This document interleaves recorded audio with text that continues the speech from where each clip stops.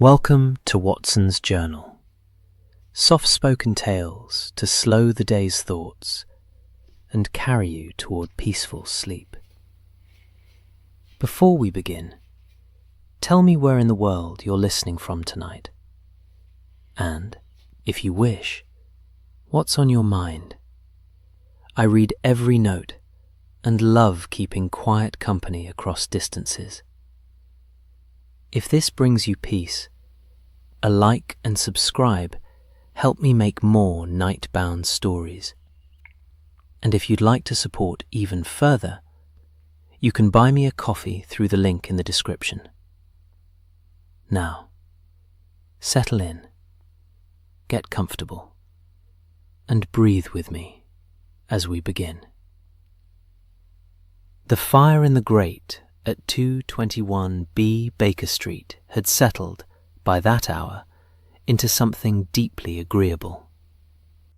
Not the ambitious crackle of a newly lit blaze, but the low, steady breathing of coals that had been burning long enough to know their business. The room was warm in that particular way that only a Victorian sitting room can be warm.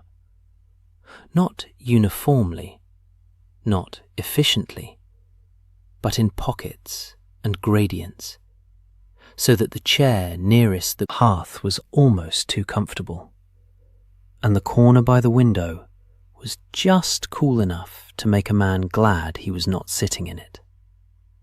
Dr. John H. Watson sat in that favoured chair, a cup of tea balanced on the arm beside him, a newspaper open across his knees. He had been reading, or had been meaning to read, for the better part of the last hour. In truth, the newspaper had become less a source of information and more a kind of prop, something to hold while his eyes drifted toward the fire and his thoughts went wherever thoughts go on a quiet November evening in London.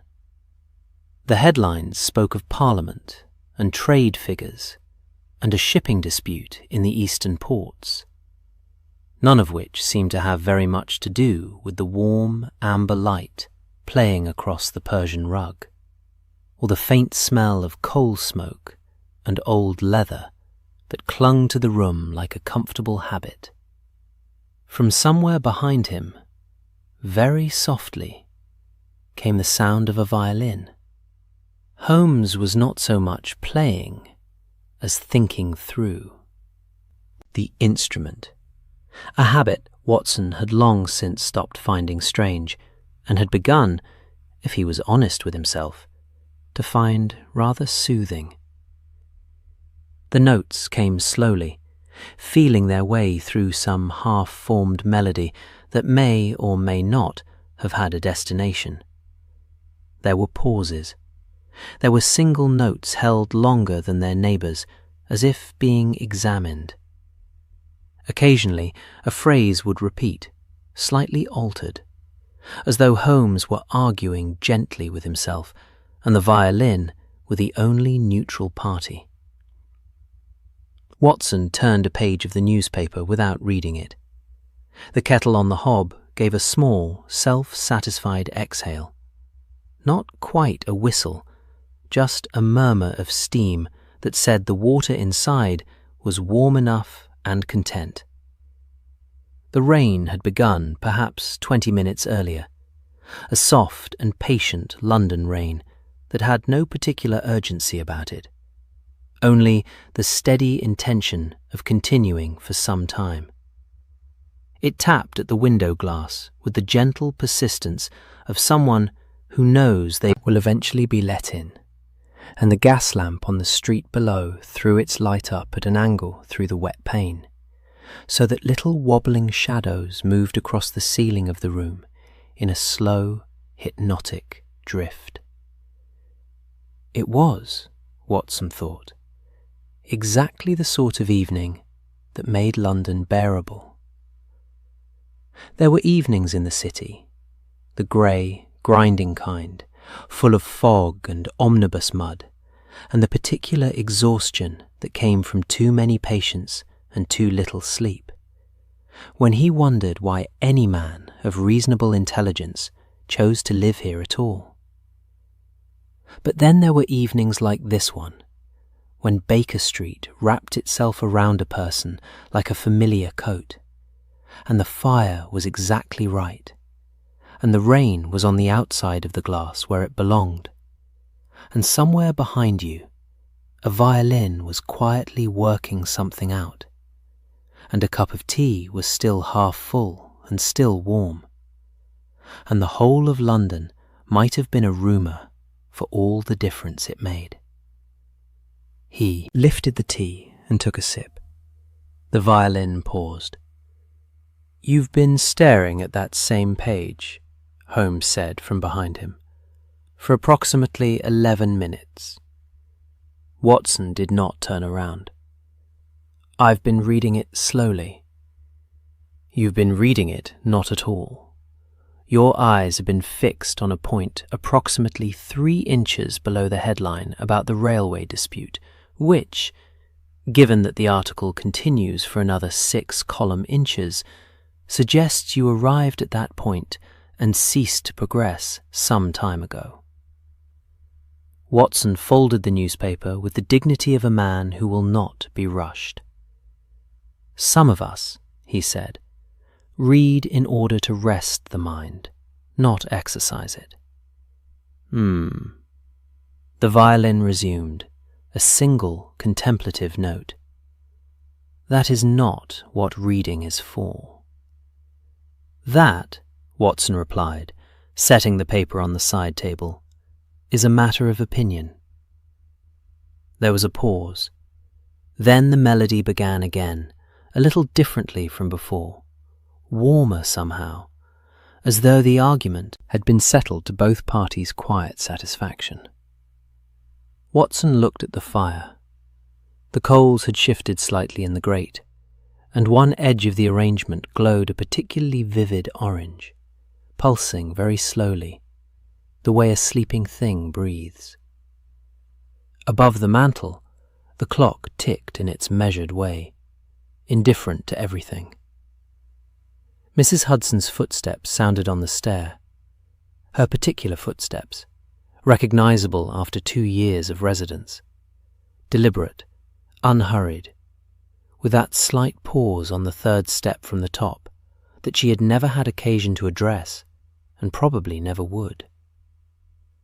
A moment later the door opened and she appeared with a tray bearing a fresh pot of tea, a small plate of buttered toast cut into triangles, and an expression that conveyed, as it usually did, that she was performing a service she considered reasonable, without implying any particular warmth about the matter. "There's your tea," she said to the room in general, which was her way of addressing both occupants without playing favourites. "Thank you, Mrs. Hudson," Watson said. Holmes said nothing, which was also a kind of gratitude. Or at least, Mrs. Hudson had long since decided to accept it as one.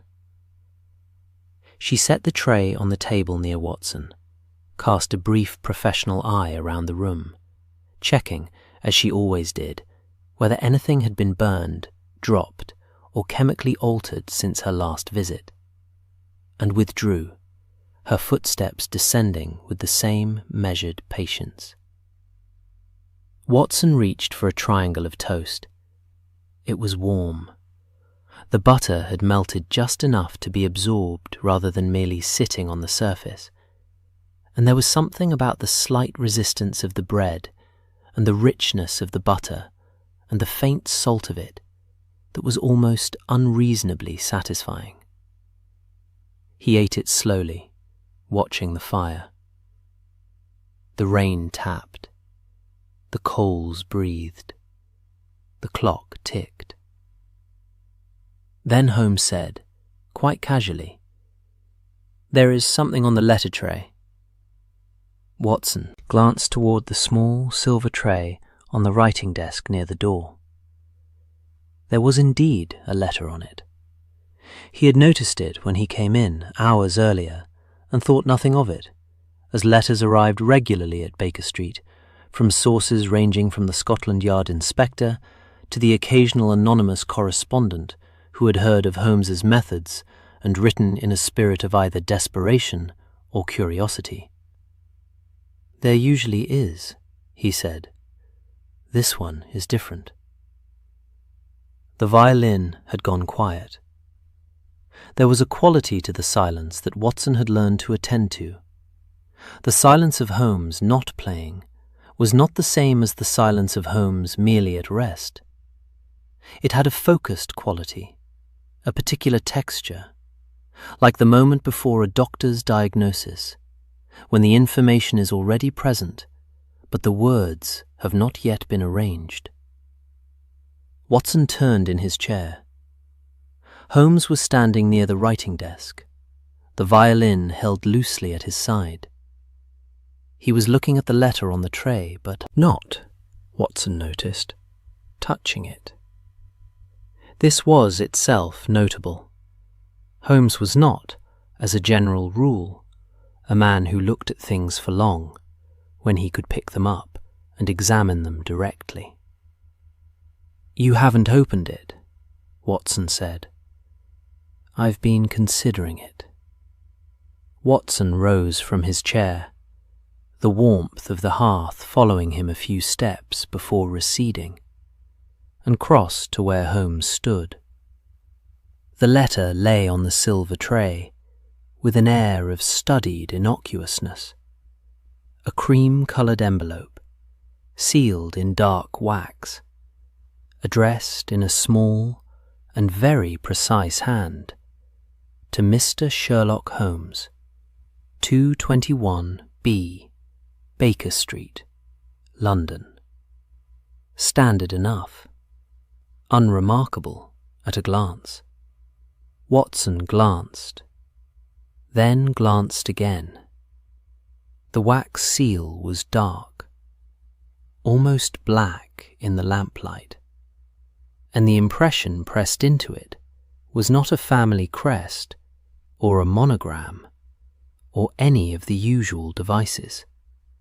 It was simply a small, unadorned circle, not a ring, not a coin impression, not a stamp of office, just a circle, pressed cleanly and deliberately into the cooling wax, as though the sender had made do with whatever was nearest to hand, or, and this was the thought that arrived after a brief pause, as though the circle was precisely what they intended.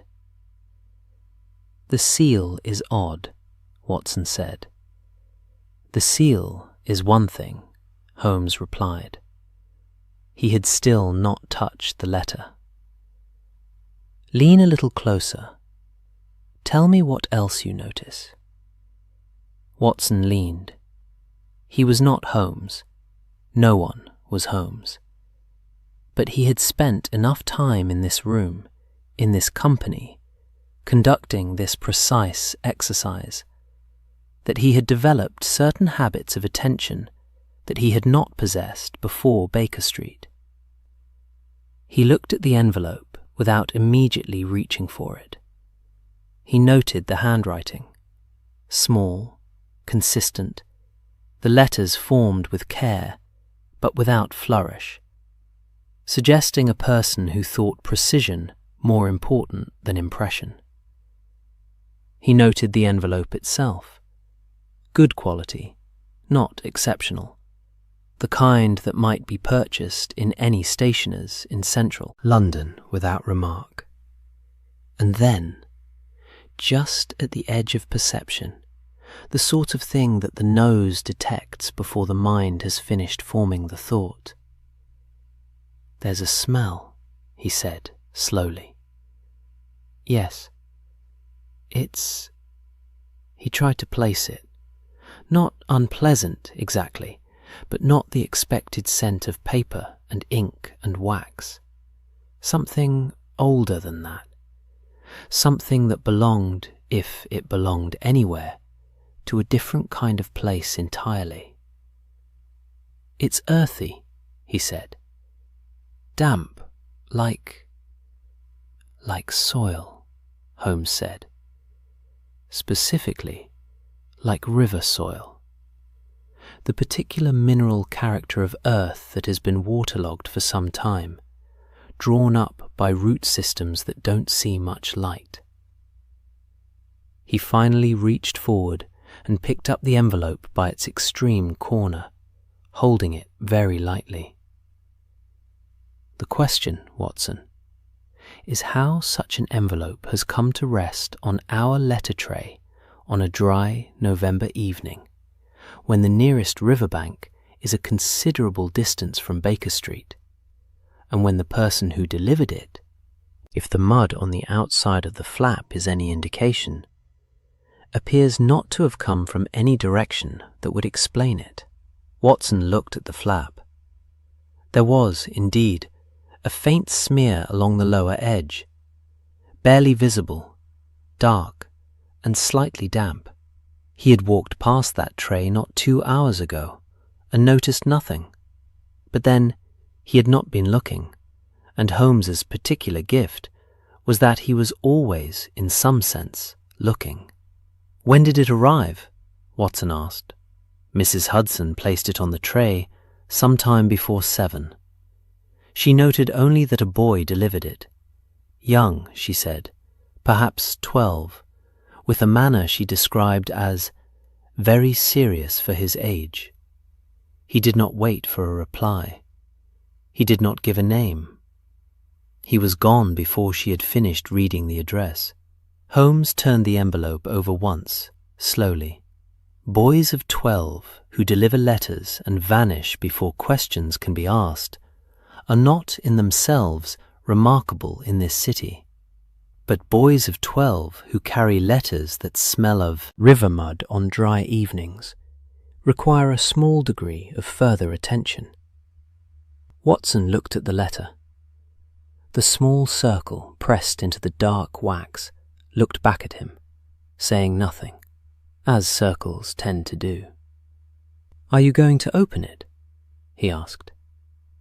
Holmes considered this for a moment, genuinely considered it, in the way that he considered things that interested him, with that particular stillness that settled over him when his mind was engaged and his body had temporarily become irrelevant. Then he set the envelope back on the tray, crossed to his armchair, and lowered himself into it, in the loose-limbed way that suggested he had no immediate intention of moving. "In a moment," he said. "Sit down, Watson. There's no hurry. Whatever is in that envelope has already happened. The smell of river soil tells us that much. And whatever is in that envelope has been waiting long enough that a few minutes more will make no material difference." He stretched his legs toward the fire. "Pour yourself another cup of tea.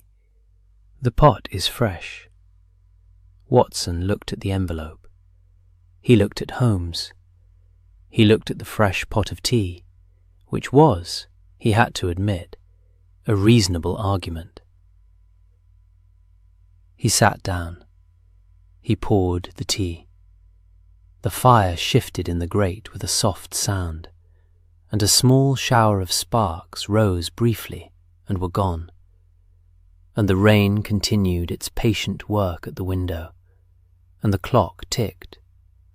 And somewhere on the other side of the room, a letter that smelled of river soil and old ground sat on a silver tray and waited, with a dark circular seal, for a man who was currently warming his feet at the fire and watching the coals with the expression of someone who is thinking about everything and giving nothing away.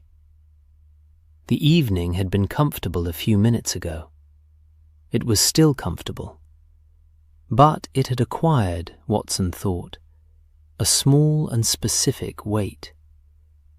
The gentle weight of something not yet explained, not yet fully present, arriving quietly at the edge of things and waiting to be let in. He drank his tea. Outside, the fog was beginning to gather over London's rooftops, slow and patient and ancient in its habit, rolling in from the north, where Hampstead Heath spread its dark acres against the sky. In a few hours, it would cover the city completely, and the gas lamps would become pale suggestions of themselves, and the streets would grow quiet in that particular foggy way. Not silent exactly, but muffled, as if London had pulled a blanket over its own head and was trying to sleep. And somewhere out there, on lanes that the fog knew well, something moved that had been moving for weeks without anyone yet finding the right question to ask about it. But that was outside. That was later. For now, there was the fire and the tea and the rain and the companionable quiet of a Baker Street evening that had just, very gently, begun to change. Holmes opened the letter just as the clock on the mantel struck the hour. Not. Dramatically, not with any particular ceremony, but with the quiet efficiency of a man who has decided that the moment has arrived and sees no reason to delay it further. He broke the dark wax seal with his thumb, the small circle fracturing cleanly in two, and withdrew a single folded sheet of paper that was, like the envelope, of good but unremarkable quality. He read it once. Then he read it again, which was unusual. Holmes was not, as a rule, a man who needed to read things twice. Watson set down his teacup. Well? Holmes did not answer immediately. He held the letter toward the lamp, tilting it slightly, as though checking the paper itself for something. Then he folded it with precision along its original creases and held it between two fingers, looking at the fire with an expression that Watson had come to recognize over 2 years of close observation.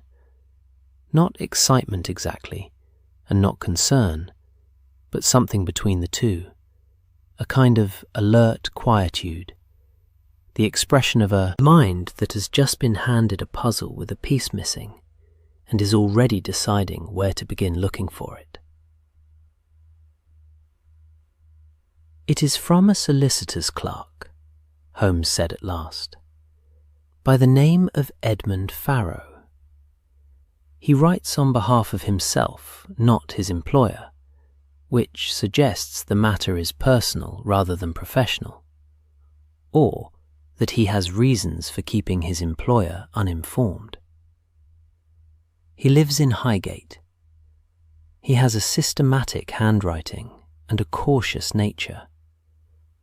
The letter takes 3 paragraphs to arrive at its point, and each paragraph is more hedged than the last, as though he kept losing his nerve and then recovering it." Holmes handed the letter across. "Read it yourself. I find it more instructive to hear what strikes another person first." Watson took the letter and read. The first paragraph was indeed cautious, almost apologetic in its opening, the writer explaining at length that he was not a man given to fancies, that he had a practical disposition, that he was aware how the following account might sound to a rational ear, and wished to establish in advance that he himself found it difficult to believe, and that he would entirely understand if Mr. Holmes declined to take the matter seriously. Watson recognized the tone. It was the tone of someone who had something genuine to report and was terrified of not being believed. The second paragraph contained the substance of it, Edmund Farrow had, on 3 separate occasions over the past fortnight, been travelling by foot along Millfield Lane in the late evening. A habit of his, apparently, returning from a friend's house in Hampstead. When he had encountered, or rather witnessed, a coach passing along the lane in the direction of the heath. This would not, he acknowledged, be worthy of note, except that the coach had no horses.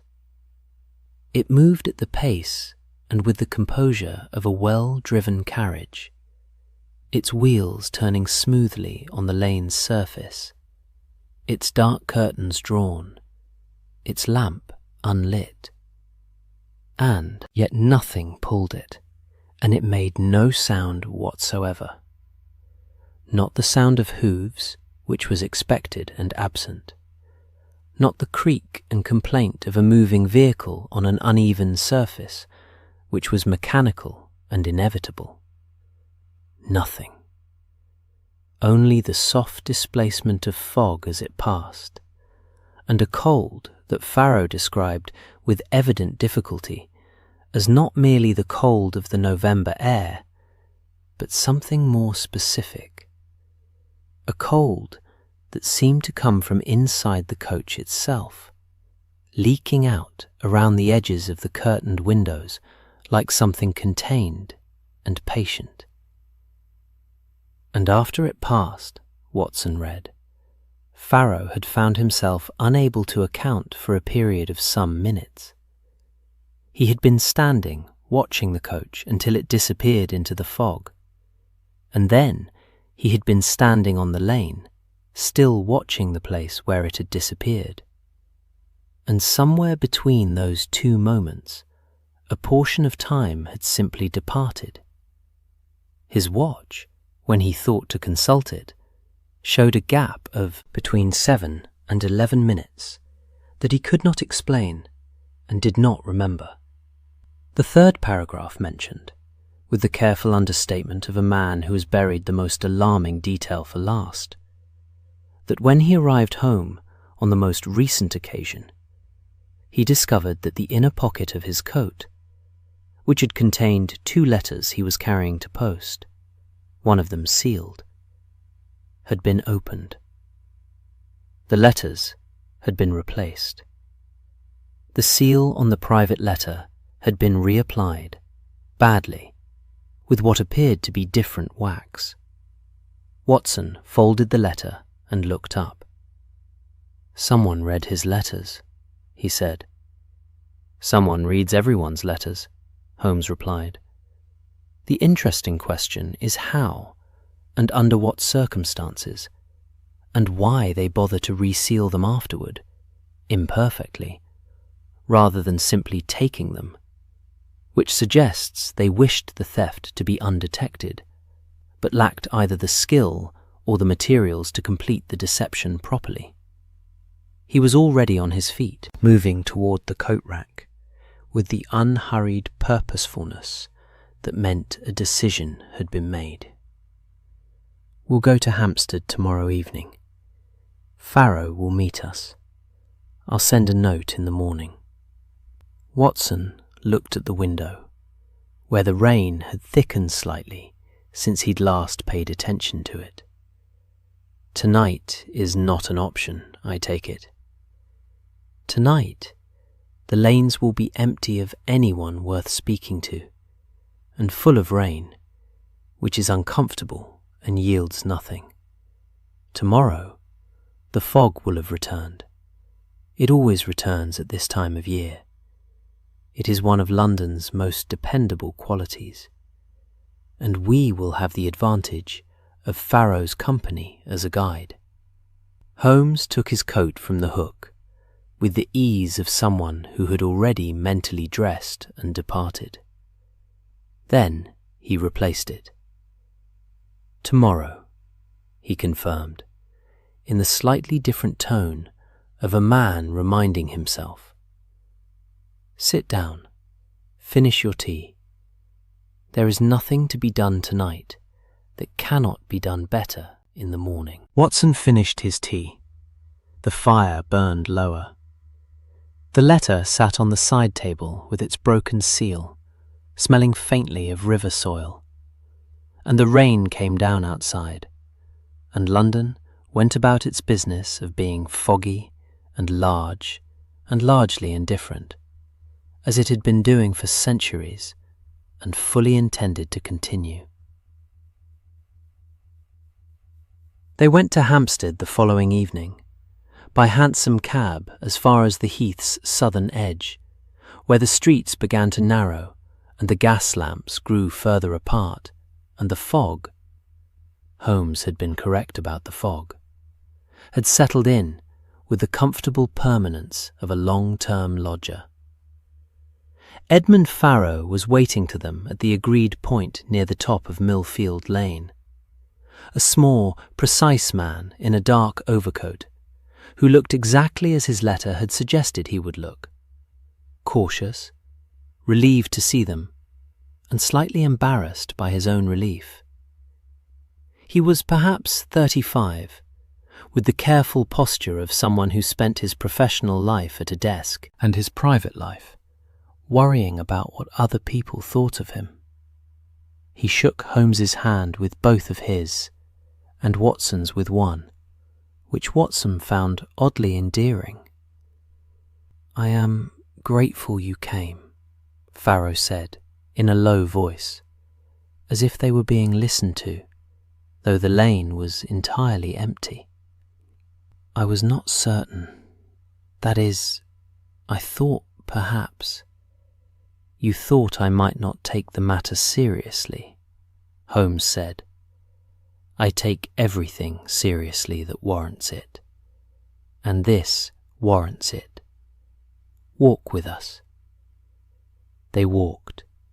The lane was narrow and unevenly surfaced, bordered on one side by a low hedgerow, dense with November's leftover leaves, and on the other by a stone wall over which could be glimpsed the dark mass of the Heath itself, flat and wide and extraordinarily quiet at this hour, the fog lying over it like something that had been there since long before the city. Farrow talked as they walked, more freely now that the letter was behind him and the explanation could be made in person. He had first seen the coach 3 weeks ago on a Thursday evening, late in the evening, after the Heath's dog walkers had gone home and before the hour when even the most committed insomniacs gave up and went to bed. He had heard nothing. He had simply looked up from the lane ahead of him, and the coach was there, moving away from him in the direction of the Heath, at a walking pace, perfectly steady, making no sound on the lane's surface. "You heard no wheels?" Watson asked. "I heard the fog," Farrow said, with the seriousness of a man who has thought very carefully about how to phrase something. The sort of sound fog makes when something moves through it, a displacement. But no wheels, no hooves, no springs creaking, nothing mechanical at all. Holmes was walking slightly ahead of them, his attention on the surface of the lane, moving with that focused, downward-tilted gaze that Watson recognized as active thinking rather than absent-mindedness, taking in the lane's texture and its ruts, and the way the fog moved low along its surface. He said nothing for some time. Then, "You mentioned 2 other witnesses in your letter." "Yes." Farrow seemed relieved to share the company of the extraordinary. "A woman, Mrs. Alderton. She lives at the cottage near the Heath's north path. She saw it on a different evening. She described it similarly, the cold particularly. She said it reminded her of opening a root cellar, that particular cold that belongs to underground places." He paused. "And there is a Mr. Crail. He's a night watchman for a property on the lane, who saw it most recently, last Tuesday. He said it passed within 15 feet of him. And Crail lost time as well, Holmes asked, still looking at the lane. 40 minutes, Farrow said. He was quite certain of the time before and after. He had wound his watch that morning. Watson thought about 40 minutes. It was not a trivial amount of time to lose. It was enough time to walk a reasonable distance, or to search a person's belongings thoroughly, or to read correspondence and reseal it badly with different wax, or to do any number of things to a person who was temporarily, what? Unconscious? Transfixed? Something else entirely that didn't have a comfortable name. Holmes had stopped walking. He was crouching at the edge of the lane, near the left margin where the hedgerow met the packed earth of the surface, and he was examining something with the small lens he carried in his waistcoat pocket. An act that, Watson reflected, still looked slightly strange in the open air, but had long since ceased to be remarkable in any other context. Watson moved to look over his shoulder. Ruts. 2 parallel depressions in the lane's surface, consistent with carriage wheels, running roughly true along the lane's direction. They were of normal width, nothing unusual there. They were of a depth consistent with a laden vehicle, also unremarkable. But Holmes was not looking at the ruts themselves. He was looking at where they stopped. Here, Holmes said, straightening. He gestured along the rut lines. They begin there, approximately 30 yards back, where the surface softens after the stone section. And they end here, precisely here. He pointed to the ground directly before him. The ruts end cleanly, not gradually, not with any indication of the vehicle leaving the surface to one side or the other. They simply stop. Watson looked. It was true. The indentations in the earth continued up to a certain point, and then did not continue.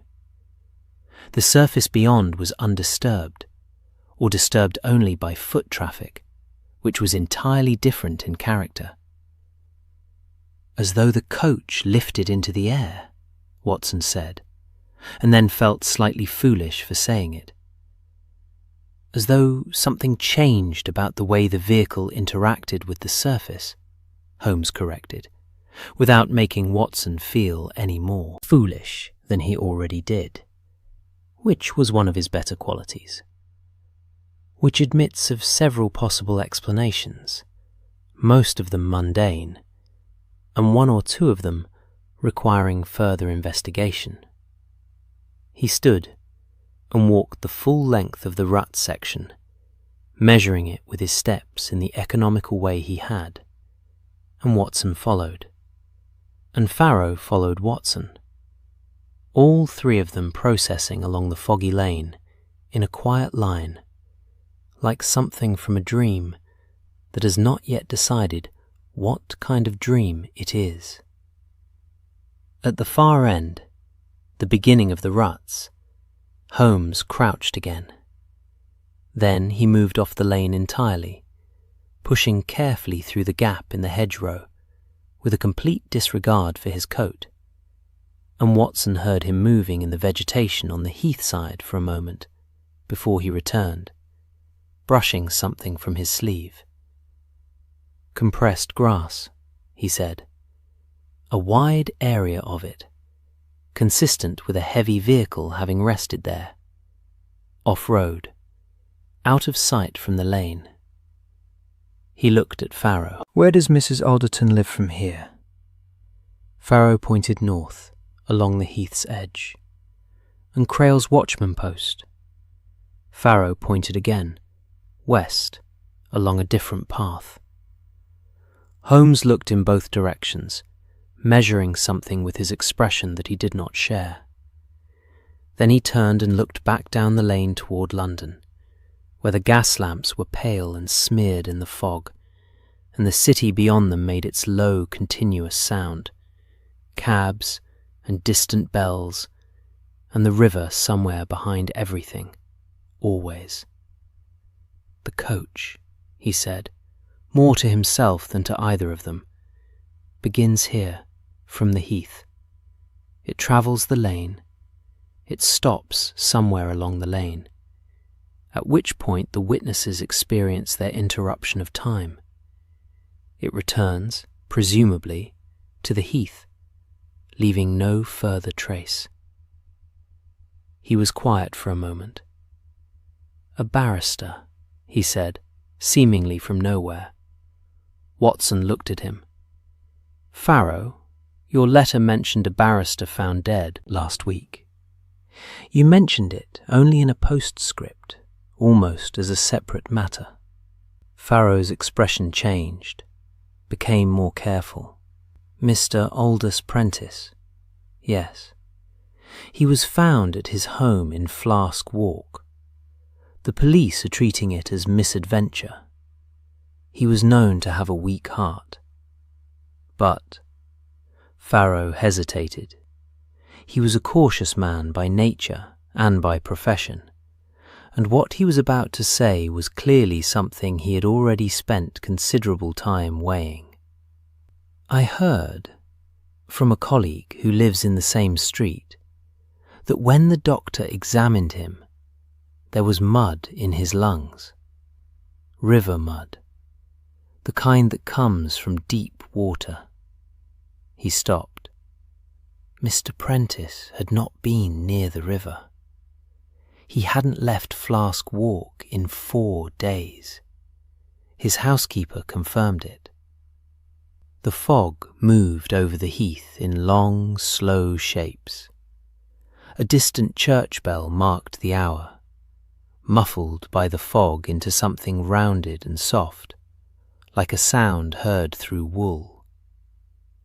Watson looked at Holmes. Holmes was looking at the place where the ruts ended, at the perfectly undisturbed surface beyond them, at the dark expanse of the heath, where something heavy had rested in the compressed grass and had not been seen coming or going. "River mud in a man's lungs," Watson said, "who hadn't been near the river. And a coach that begins and ends in open ground," Holmes replied, "without horses, without sound, without track beyond a certain point." He turned up the collar of his coat against the fog's particular cold. Not the cold of the night air exactly, but something with a slightly different quality, a dampness that came from the ground itself. "The city is calling it a phantom. London enjoys a phantom. It gives the fog something to do." He began walking back toward the lane's southern end, where the hansom was waiting. Watson fell into step beside him. Behind them, Farrow walked quietly, looking at the heath with the expression of a man who has shared his worry and feels lighter for it, and slightly afraid that the lightness won't last. "What do you think it is?" Watson asked after a moment. Holmes was quiet for long enough that Watson thought he might not answer. "I think it is something that wishes very much to appear impossible," he said, "which is itself informative. Things that are genuinely impossible don't bother with appearances." He glanced sideways at Watson with something that was almost a smile, restrained as his smiles usually were, but present. "We'll speak to Mrs. Alderton tomorrow, and then to Crail. and then we'll go home, and I'll think, and you'll make tea, and we'll see what shape this thing takes when the pieces are arranged properly." Watson pulled his coat closer. The fog was thickening now, coming in off the heath with a patience that was almost geological, filling the lane and the hedgerows and the spaces between the gas lamps until the light became a series of soft suggestions rather than sources. Somewhere on the path behind them, the compressed grass on the heath's edge sat undisturbed in the dark, holding the shape of whatever had rested there. And in Flask Walk, in a room that nobody was currently visiting, a dead barrister had mud in his lungs that had no business being there. The hansom was where they had left it. The horse stamped once on the cobbles, a warm, living sound, reassuringly mechanical, the sound of something that moved because it was pulling, and you could see it pulling.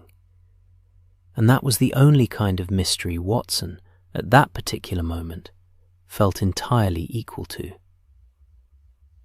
Flask Walk in Hampstead was the kind of street that had decided, some decades ago, what it wished to be, and had stuck to the decision with admirable consistency. It was narrow without being cramped, lined with terraced houses of pale brick that caught what little November light there was and held it in a modest, well-mannered way. The iron railings outside each house were painted black and kept that way. The steps were scrubbed. The curtains were drawn in the way that respectable curtains are drawn, not furtively, not dramatically, but with the quiet conviction of people who have nothing to hide and simply prefer their privacy.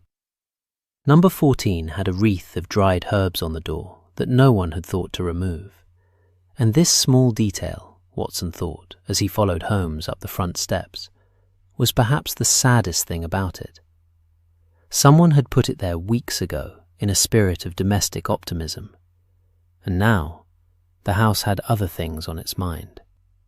The housekeeper who admitted them was a Mrs. Poole, no relation, she said immediately, as though the name were a burden she had long since learned to address preemptively. A compact woman of perhaps 55, with grey hair pinned with extraordinary firmness, and the expression of someone who had been managing grief by managing everything around it. The house was immaculate. The hallway smelled of beeswax and cold hearth ash, and, very faintly, something else that Watson placed after a moment as carbolic. A doctor had been here recently, and recently enough that the professional smell had not yet faded entirely. She led them to the sitting room, which was a well-ordered room, made strange by its owner's absence. The books arranged too precisely on their shelves. The desk surface cleared of papers in a way that suggested clearing rather than natural tidiness.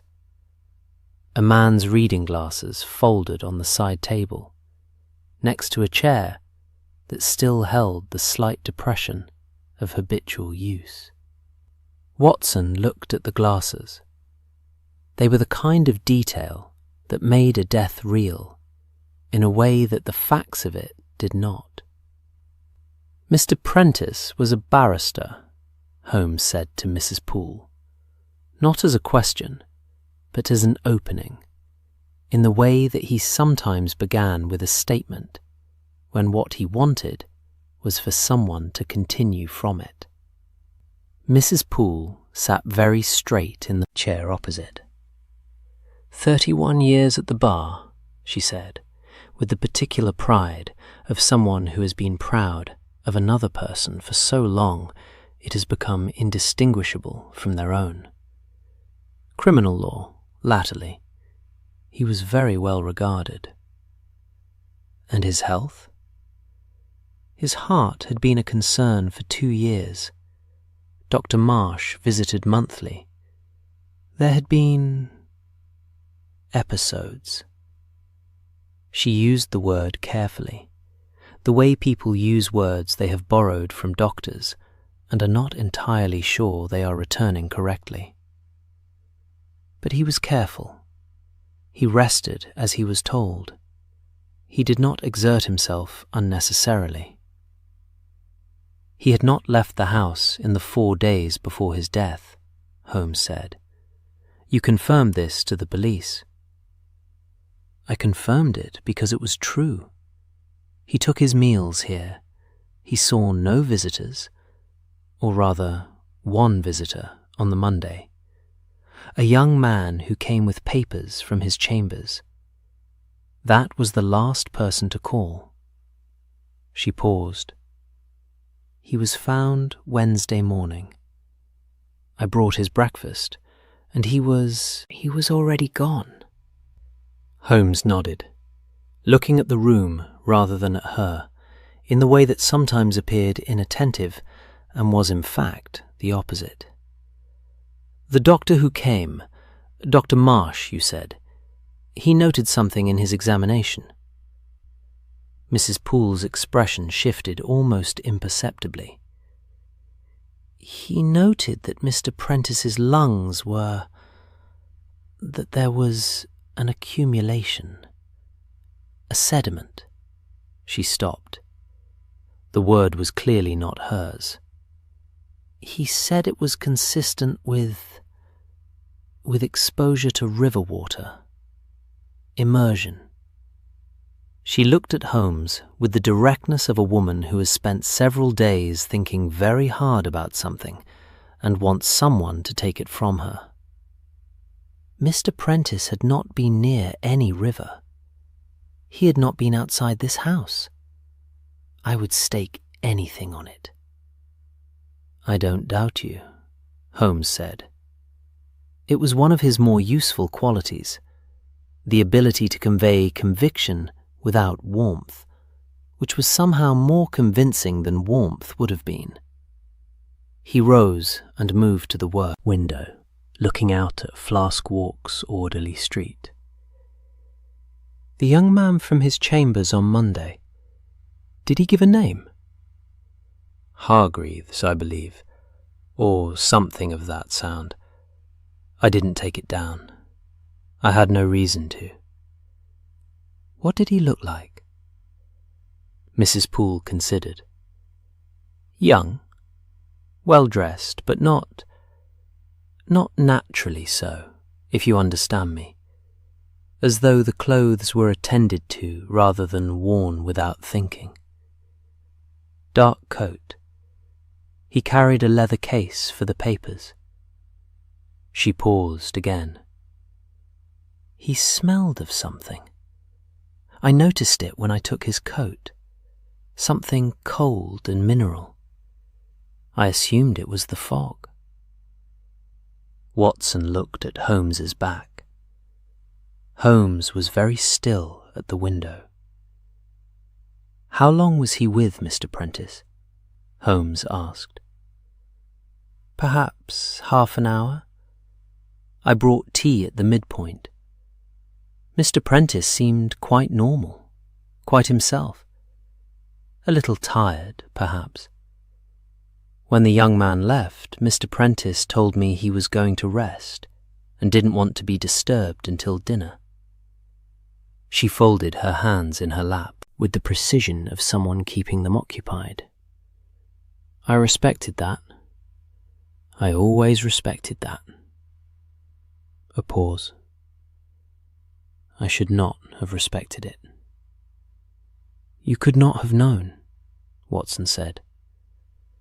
She looked at him with the patience of someone who has already had this conversation with herself many times and has not yet found it comforting. No, she said. I suppose not. Holmes turned from the window. May I see his study? The study was at the back of the house, a smaller room than the sitting room, with a desk that faced the garden wall, and shelves heavy with legal volumes in their dull, authoritative bindings. The kind of books that are never read for pleasure, but consulted with great seriousness, and then replaced exactly as they were found. A coal fire had been laid, but not lit. The room was cold, with the particular cold of a space that has not had a human being in it for several days. A cold that was different in character from the cold outside. Stiller, more settled. Holmes moved through the room slowly, which for him was saying something. He examined the desk surface, the position of the inkstand, the empty brass tray where papers would ordinarily accumulate. He crouched and looked at the floor near the desk with his lens, then stood and looked at the window latch. He opened the window briefly. A cold breath of garden came in, smelling of wet stone and old leaves, and examined the sill on both sides before closing it again. Watson stood near the door and watched, which was his most useful function in these moments, and a role he had made peace with years ago. There was a kind of skill in watching Holmes work without interrupting the process, in asking nothing until the examination was complete. He occupied himself by looking at the room in his own, considerably less systematic way. The legal volumes, a small framed photograph on the corner of the desk, two men in summer clothes, somewhere with a lawn, squinting slightly into the light in the way people did before they learnt to arrange themselves for cameras. A letter opener with a bone handle.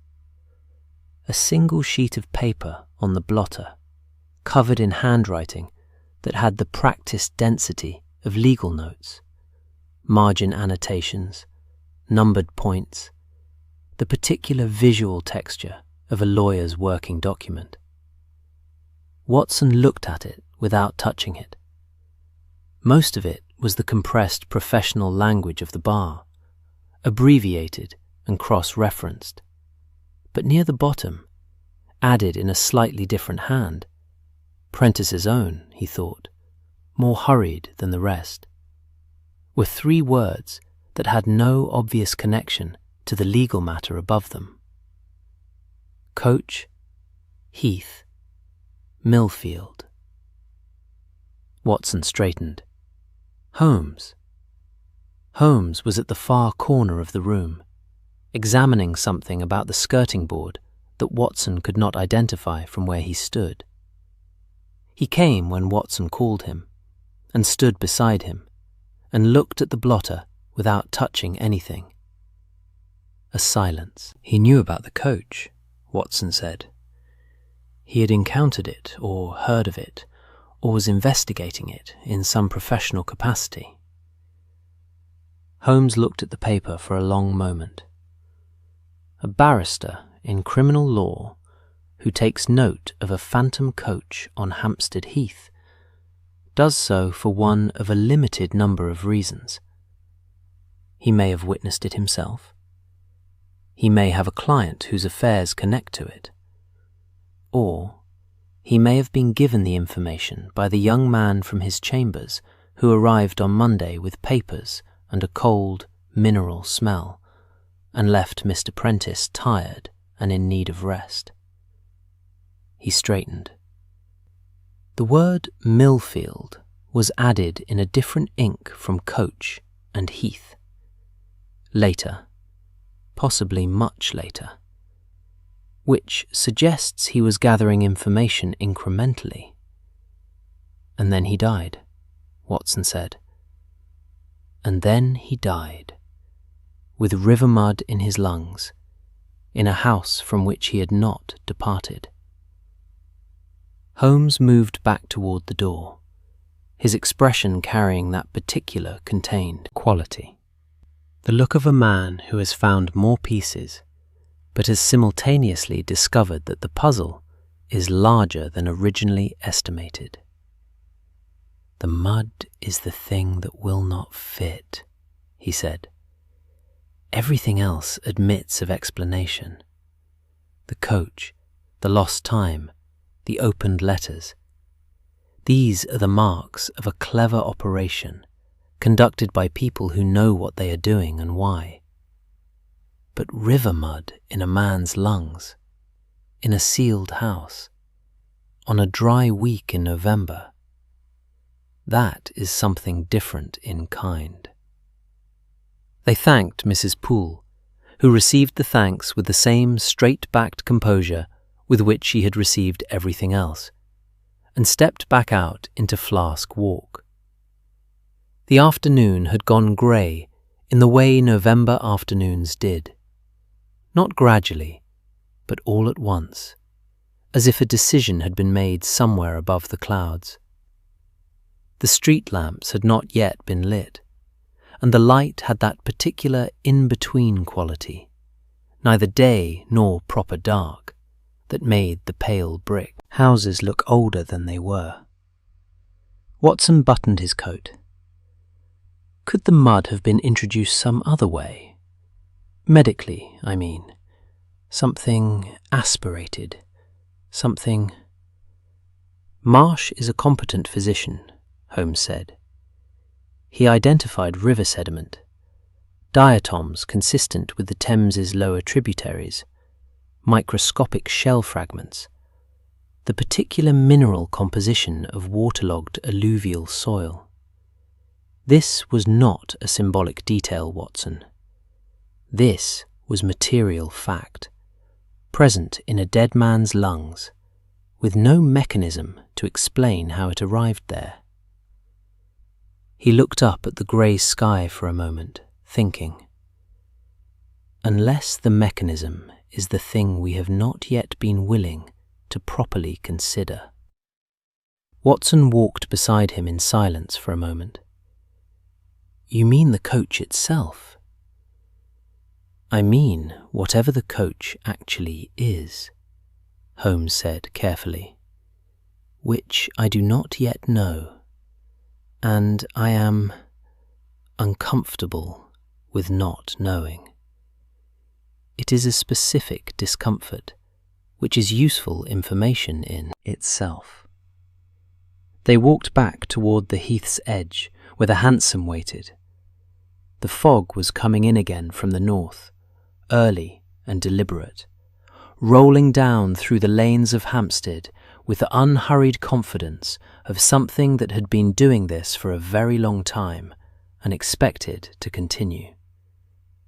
It softened the edges of the iron railings and made the gas lamps, where they were finally being lit by the lamplighter making his patient rounds, into small, warm islands in the grey.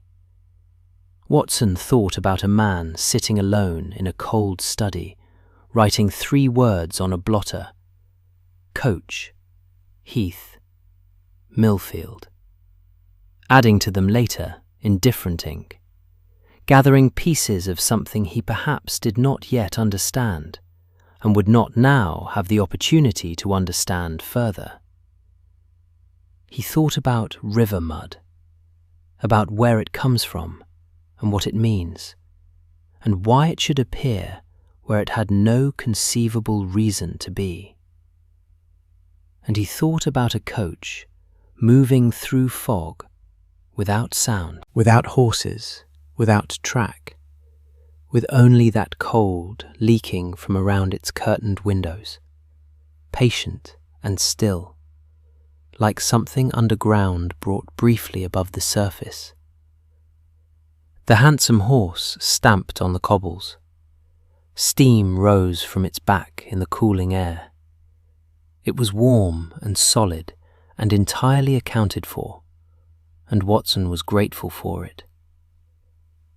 "Baker Street," Holmes told the driver, and they climbed in, and the cab moved off through the gathering fog, and neither of them spoke for some time, which was not unusual, and which was on this particular evening a comfortable rather than an uncomfortable silence. The silence of two people who have looked at the same strange thing and are each, in their own way, beginning to think very carefully about what they have seen. They were back at Baker Street before the fog had fully committed to the evening, which is to say they arrived at that particular window of time, narrow and reliable in November, when the city was neither properly dark nor properly lit, and the gas lamps along the street were doing their best work, burning with a steadiness that the fog would soon soften into something more atmospheric and considerably less useful.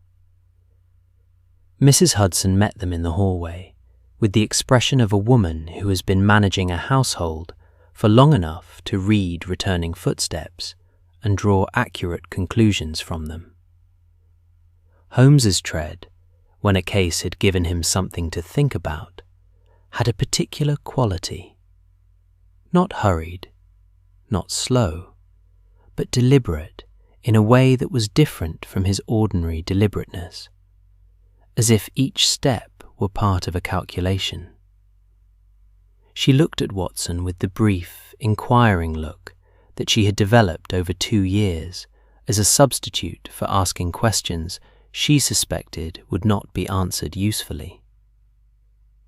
"There's a fresh pot," she said, which was her way of saying she had anticipated them. "Thank you, Mrs. Hudson," Watson said, with the sincerity of a man who means it absolutely. Holmes was already on the stairs. The sitting room received them with the uncomplaining warmth of a room that had been keeping itself ready. The fire had been banked sometime in the afternoon and built up again in the early evening. Mrs. Hudson's work, timed with the quiet accuracy that characterized everything she did. And it was now at that ideal stage of combustion where it gave out steady heat without demanding attention. The coals glowed in their arrangement with the comfortable authority of things that have found their proper state and intend to remain there. Holmes went directly to his armchair and sat in it with the particular bonelessness of a man whose body has temporarily become irrelevant. His coat was still on. This was not unusual in the early stages of thinking. The coat would come off eventually, or it would not, and the thinking would proceed regardless. Watson poured the tea. It was a ritual he performed without ceremony and without particular thought, which was itself the point. The pot lifted, the cup positioned, the pale stream of tea finding its level, with the small domestic sound that had become, over 2 years of shared rooms and shared cases, as familiar and unremarkable as rain. He set Holmes's cup within reach, took his own to his chair, and sat. For a time, neither of them said anything. This was not an uncomfortable silence. Watson had learned, slowly over many evenings, to distinguish between Holmes's silences. There was the silence of active thought, which had a quality of compression about it, as if the air in the room were being used for something. There was the silence of waiting, which was thinner and more restless. There was the silence of deliberate withholding, when Holmes had reached a conclusion he was not yet prepared to share, which had a faint, dramatic edge Watson had learned to recognize and decline to encourage. And there was the silence of uncertainty, which was rarest and most interesting. The silence of a mind that had gathered material and not yet made it cohere. This was that last kind. Holmes had not touched his tea. He was looking at the fire with the concentrated blankness of someone looking through a thing rather than at it. His fingers laced together across his chest, his feet extended toward the grate. The coat was still on. On the table beside him, Watson had placed the small notebook in which he'd written the 3 words from Prentice's blotter: Coach, Heath, Millfield. Because Holmes had asked him to write them down in the cab, which meant they mattered in a way that Holmes was still determining. Watson drank his tea. It was good tea. Mrs. Hudson bought it from a particular shop on Marylebone High Street and would not be persuaded to buy it anywhere else, which Watson considered one of the sounder principles by which the household was governed.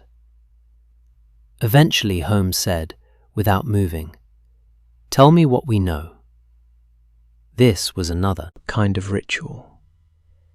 Holmes asked it, not because he did not know, but because hearing another person state the facts had a different quality from recalling them oneself.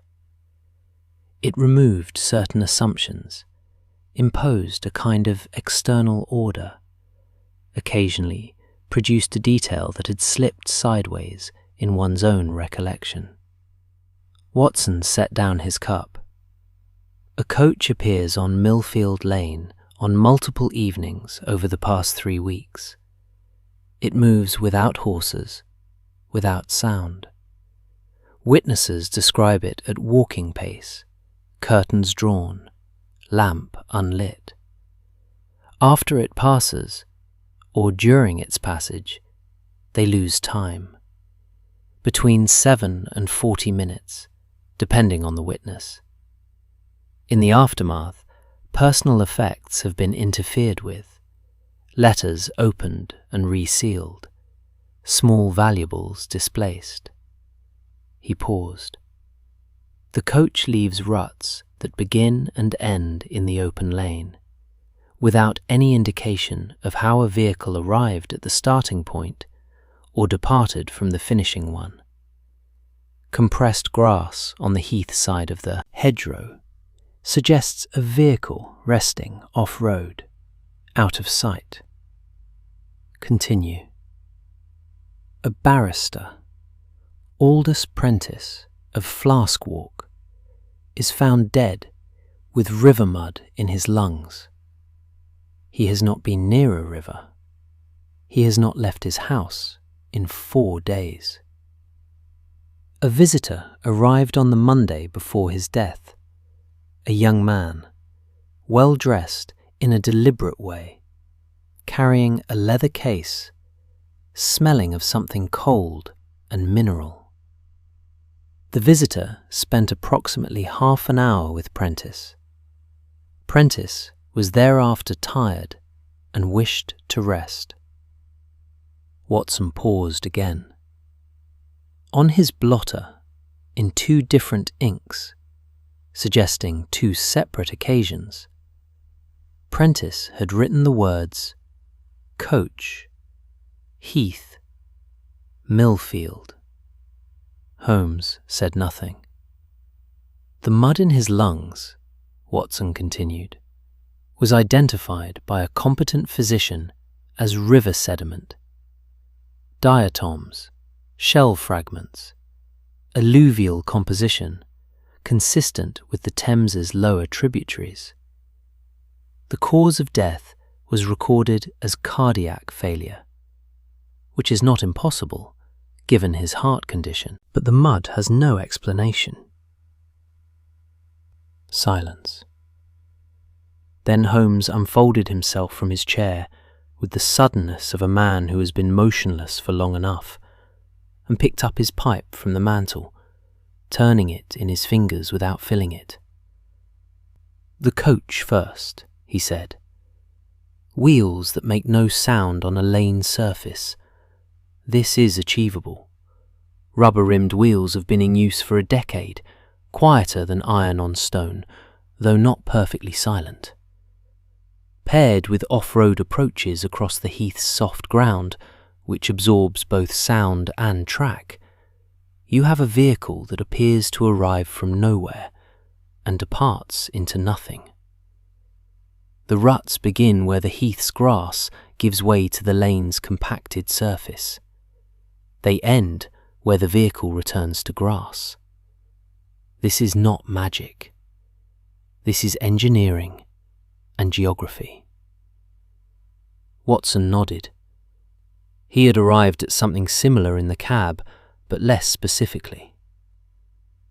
The witnesses lose time, Holmes continued, beginning to move slowly around the room in the way he did when thinking aloud.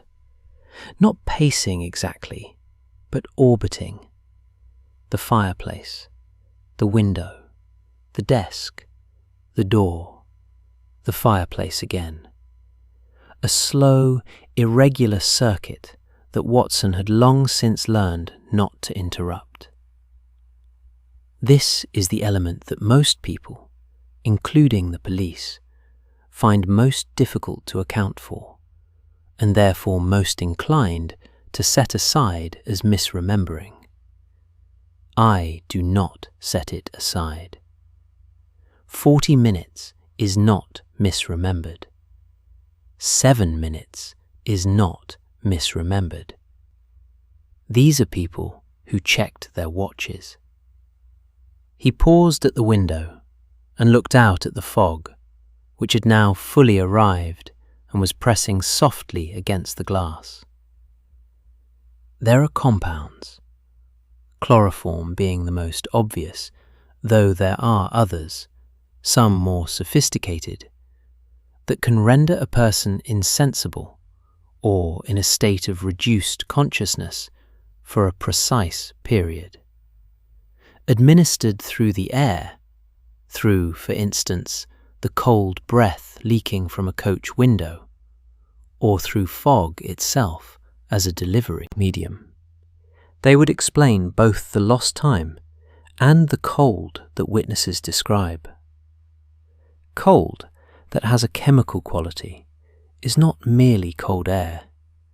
It is something else, moving through cold air. Watson thought about this. It was alarming when laid out plainly, but Holmes's tone was so even, so analytical, that the alarm arrived at a certain distance rather than immediately.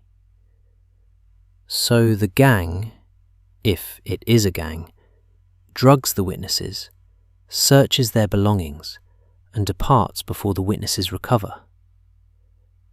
A gang with access to chemistry, with silent wheels, with knowledge of the heath's topography, with the discipline to operate repeatedly without physical trace. Holmes turned from the window. Yes, this is my working explanation for the coach. It is sufficient to account for the witnesses, the lost time, the searched letters. It is a serious criminal operation, conducted with intelligence and care. He paused. Watson waited. He had heard the pause before. The pause that meant the explanation was not complete. But, Holmes said. But, Watson agreed, the mud in Prentice's lungs does not fit this explanation. Holmes came back to his chair, but did not sit. Stood behind it, both hands resting on its back, looking at the fire. If the gang's method is chemical, airborne sedation, then their victims breathe a compound, lose consciousness briefly, and recover. They do not aspirate river sediment. The two things are unrelated in mechanism, which means either the mud is coincidental, and I do not believe in coincidence when it presents itself this conveniently, or the mud is the product of something different, something that happened to Prentice specifically, not to the other witnesses. The visitor, Watson said. Monday, the young man from the chambers, who smelled of something cold and mineral, Holmes said. Which is the smell of river sediment, Watson, if you have encountered enough of it. Which I have, and Mrs. Poole has not, which is why she attributed it to fog. He finally sat, pulling the coat off at last and dropping it across the chair's arm. The visitor brought something into that house, or did something in that house. And Prentice, who had been noting the coach, gathering information about it, writing Millfield in different ink on a later occasion as though adding a piece he had only recently acquired. Prentice knew something, or was close to knowing something, that made him inconvenient. The fire shifted. A coal dropped slightly in the grate, settling into a new configuration, and the room's light changed for a moment, warmer, then settling back. Watson thought about Prentice's reading glasses, folded on the side table beside the chair that still held his shape. A man sitting in his own home, gathering pieces of a puzzle, not knowing that the puzzle had already noticed him. Can a person be made to aspirate river mud without going near a river? Watson asked, in his capacity as a medical man rather than as a companion, while remaining apparently uninjured otherwise. You're the doctor, Holmes said. Watson considered it properly, as a doctor. Forced aspiration, possible in certain violent circumstances. But Marsh had found no bruising, no signs of struggle. The heart had simply stopped, and the mud had been there, in the tissue, when he looked. It would require... He stopped. He was thinking of the chemistry Holmes had described. Airborne compounds, administered with precision. A different compound, perhaps. Something introduced not to the air of a room, but to... The tea, he said suddenly. Holmes looked at him. Mrs. Poole brought tea during the visit, Watson said, working through it as he spoke, in the way that sometimes happened when a thought arrived faster than its own organization. She brought it at the midpoint, to Prentice and the visitor both, presumably. If something was introduced to Prentice's cup specifically, not an airborne compound, but something ingested, and if that compound interacted with his weakened heart, and if separately some method was used to introduce the sediment... He stopped. I am speculating beyond my evidence. You are doing exactly what is required, Holmes said, with the closest thing to encouragement that he generally managed. The speculation is sound in structure, if not yet in detail. The tea is worth examining. Mrs. Poole will have washed the cups, but the pot may retain residue if it was not thoroughly scoured.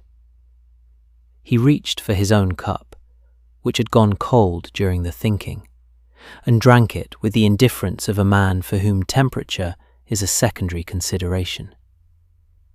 We'll return to Flask Walk tomorrow. Tonight, he looked at the fire, then at the ceiling, then at the notebook with Prentice's 3 words. Tonight, I want to think about why they reseal the letters. Watson blinked. I'm sorry?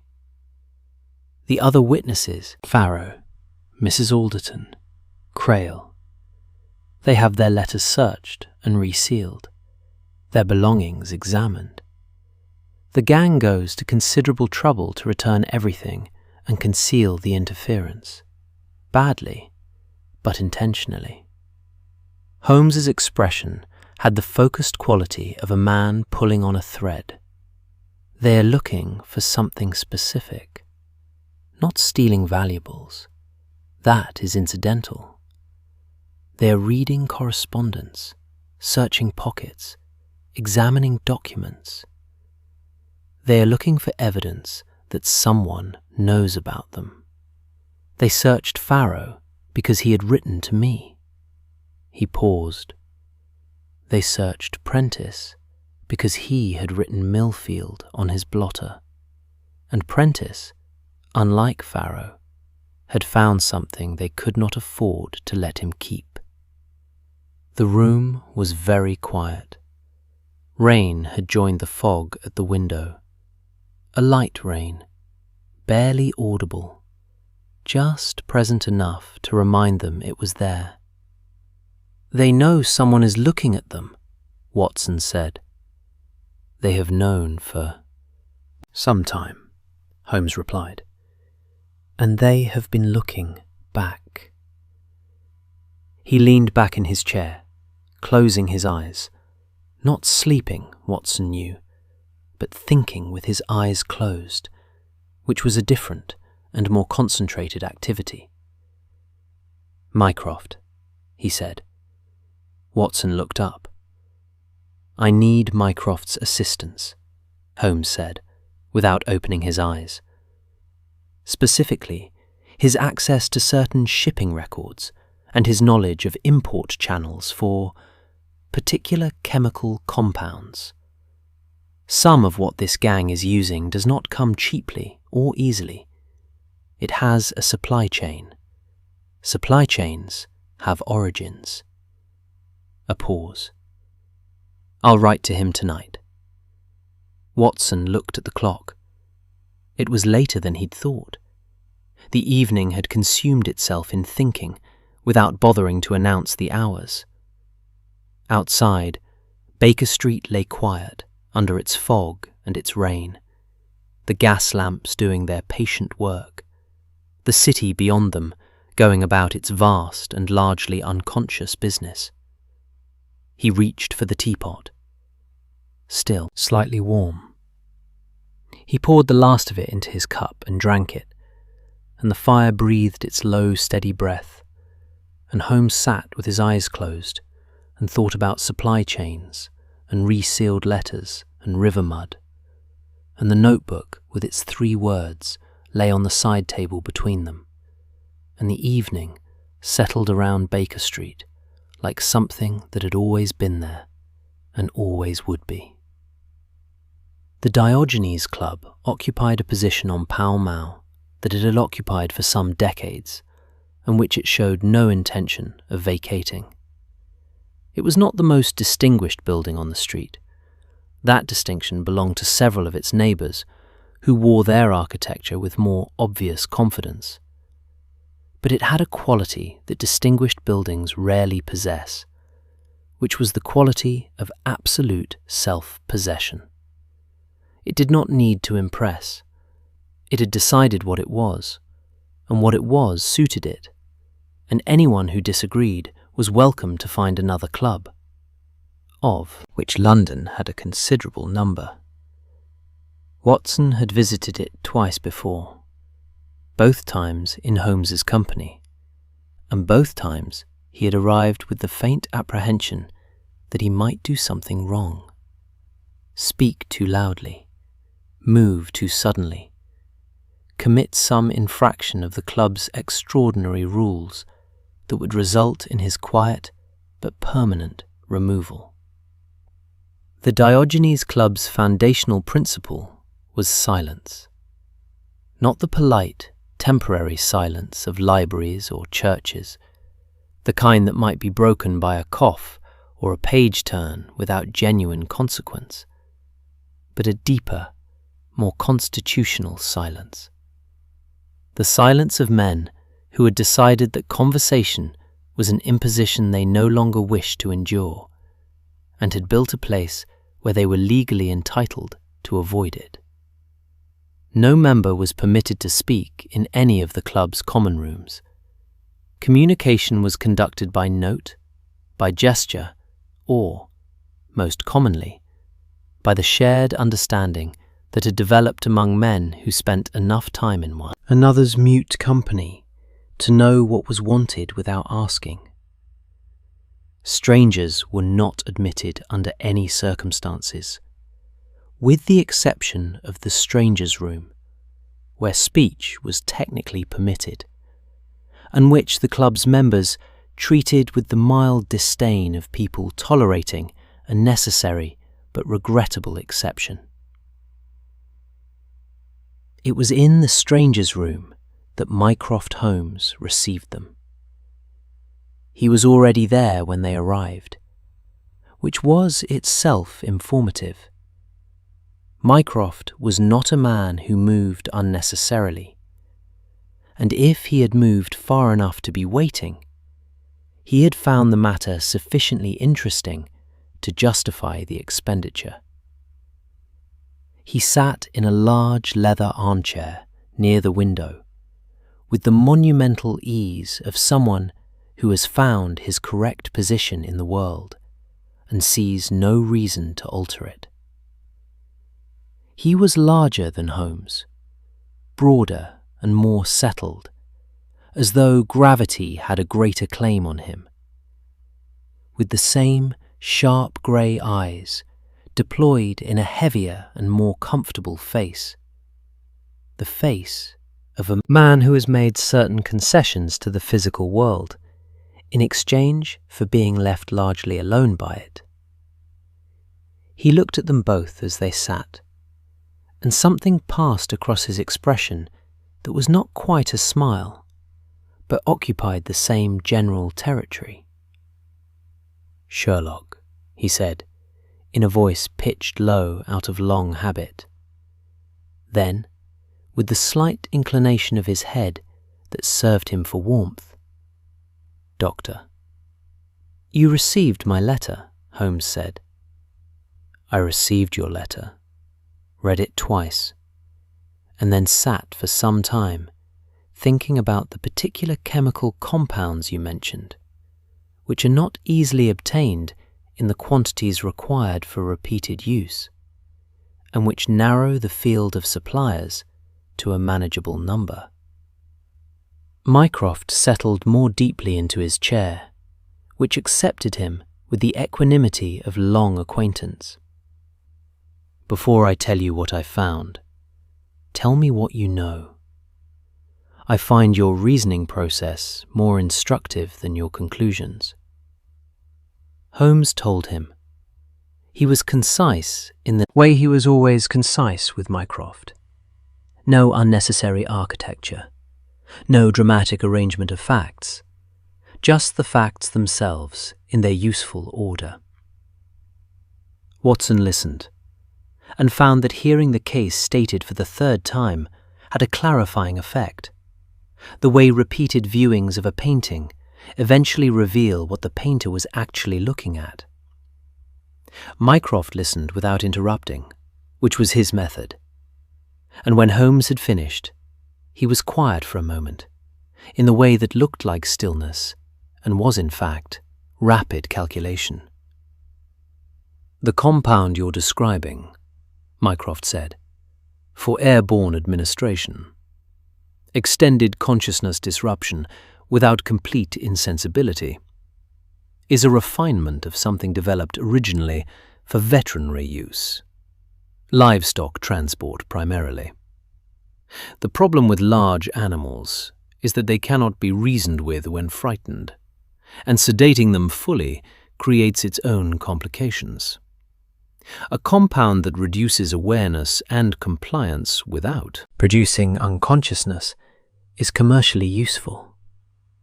He paused. "It became rather less commercially available 3 years ago, when its other applications became apparent. Import is now restricted, which means it arrives through particular channels, and those channels are documented, at least partially, in records that certain departments of government maintain." "And you have access to those records," Holmes said. "I have access to most things," Mycroft replied, with the modesty of a man stating a geographical fact. "The compound has been imported in significant quantity twice in the past 18 months, through a shipping agent operating out of Wapping. The listed purpose was agricultural.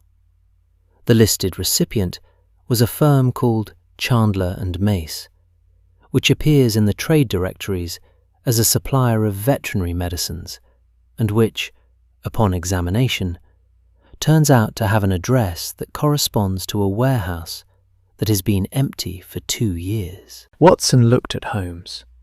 Holmes was listening with his eyes fixed on Mycroft, in the focused, receiving way he had when information was arriving that he intended to keep. "Chandler and Mace," Holmes said. "And behind it?" "Behind it is more difficult," Mycroft said, with the tone of someone who means more difficult in an absolute rather than a relative sense, meaning it had given him pause, which was a thing that very little managed. "There are 3 names associated with the firm's registration. 2 of them are almost certainly invented. The documentation is sound on the surface and hollow underneath, which requires a specific kind of skill to achieve. The 3rd name is real, or was real. A man named Calloway, who worked for some years as a coachman and later as a mechanical engineer's assistant, and who has not appeared in any official record for 14 months. He looked at Holmes steadily. A coachman with engineering knowledge. That particular combination is worth noting. It was, Watson thought. It was worth noting considerably. "The river mud," Holmes said. It was not a question, but a direction. He was handing Mycroft the piece he had not yet placed. Mycroft considered it with the gravity it deserved. "The Thames's lower tributaries, you said. Diatoms consistent with that profile." He was quiet for a moment. "The Wapping warehouse. The shipping agent's yard is adjacent to the river, specifically to a section where the bank is low and soft, and the sediment is disturbed regularly by barge traffic and tidal movement. The kind of place where a man working regularly, handling ropes and cargo and waterlogged wood, would accumulate precisely that kind of mineral deposit on his person and his clothing and his equipment." He paused. "And presumably on whatever he carries in his leather case." Holmes was very still. Watson thought about the visitor to Flask Walk, the well-dressed young man who did not wear his clothes naturally, who carried a leather case, who smelled of something cold and mineral that Mrs. Poole had attributed to fog. "The leather case," Watson said. "Not papers from the chambers. Something else. Something that could be introduced to a teacup," Holmes said quietly, "or to a room's air supply, or to any number of vectors available to a man sitting alone with an elderly barrister for 30 minutes. He looked at Mycroft. "The trap." Mycroft raised an eyebrow, which was as close as he came to a gesture of inquiry. "We need to draw the coach out on a specific evening," Holmes said. "On a night when the fog is sufficient to conceal an operation of the kind we're describing, and when we have positioned ourselves appropriately to observe without being observed. The gang is searching for people who know about them. We will give them a person to search, someone whose correspondence, when examined, will suggest they have gathered evidence, and we will be there when they come to address the situation." Mycroft looked at him for a long moment, with the expression of a man calculating not the plan's intelligence, he had already assessed that, but its cost and its risk, and the particular kind of trouble it would generate if it went in any of several wrong directions. "You're using yourself as bait," he said. I'm using the idea of myself, Holmes corrected. There's a distinction. The letter I intend to plant will be in Watson's name, not mine. They know I am investigating. Watson's name introduces a new variable. It suggests an independent line of inquiry they may not have identified. Watson received this information with the equanimity he had developed for occasions when Holmes proposed making him the focal point of a criminal gang's attention. "I see," he said.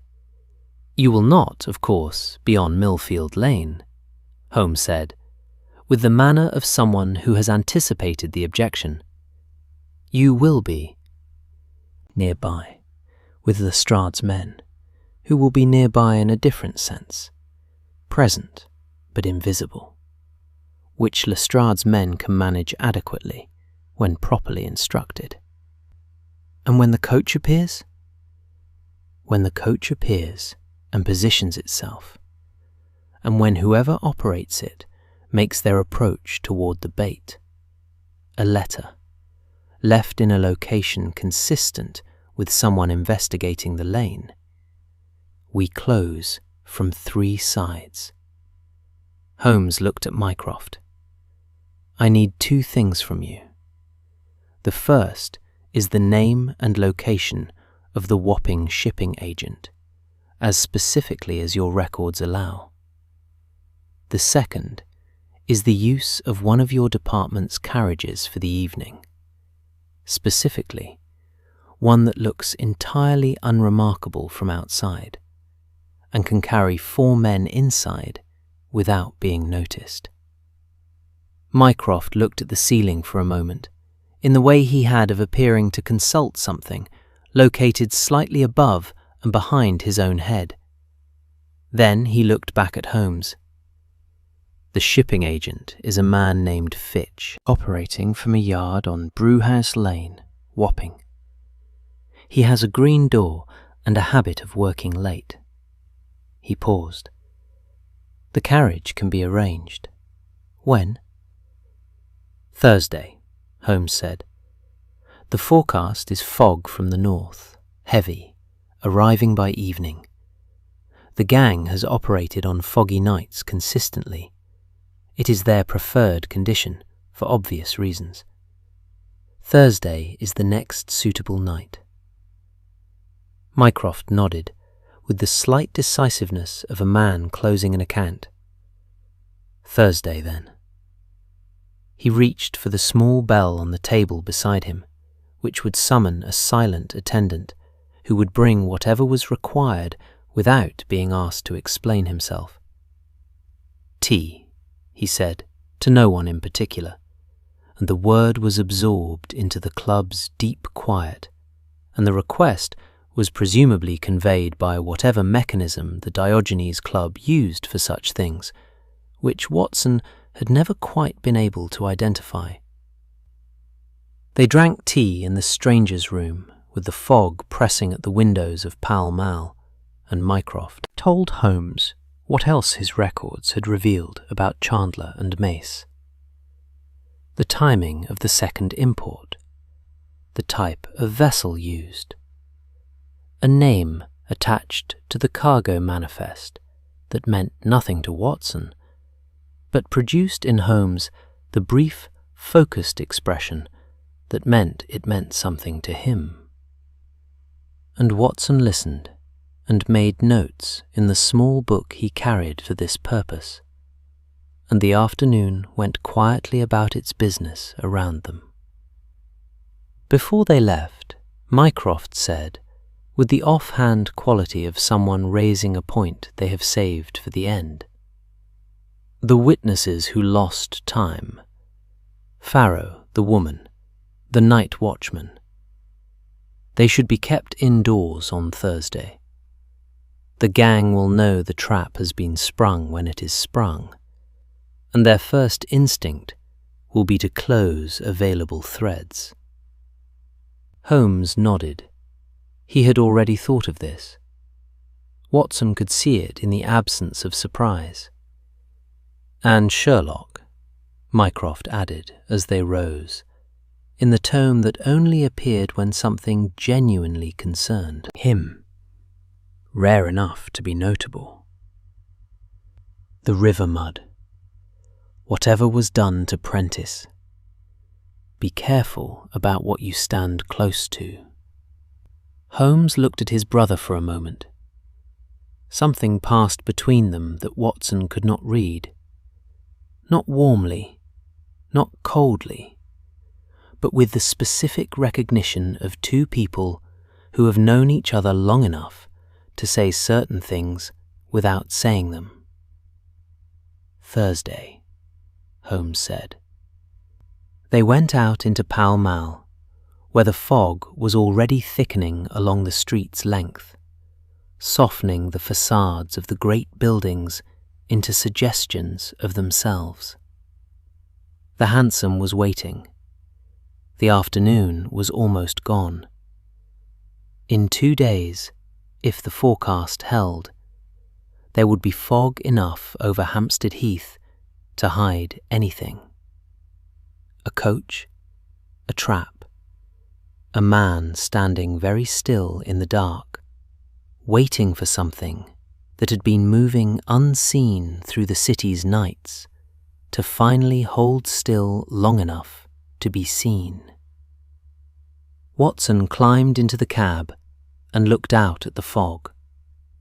It was the same fog it always was, patient, indifferent, neither malevolent nor kind, simply present, doing what fog does.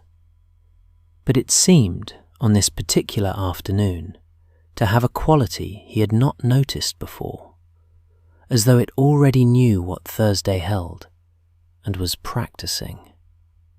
Baker Street, Holmes told the driver. The cab moved off, and the Diogenes Club receded into the grey, and somewhere along the Thames, a green door on Brewhouse Lane stood closed against the evening, holding its particular secrets in the warm, mineral dark behind it. Thursday arrived the way significant days sometimes do, quietly, without announcement, looking from the outside exactly like any other November morning. The fog had been there since before dawn, settled over London with the permanence of something that had not merely arrived, but returned, taking up its old position with the ease of long familiarity. By mid-morning, it had thickened to the kind that made the city feel smaller.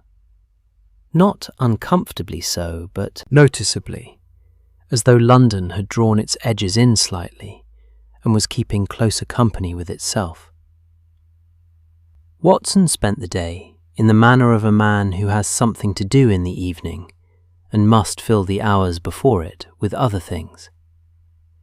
He saw 2 patients in the morning, wrote letters in the afternoon, read without retaining very much, and drank more tea than was strictly necessary.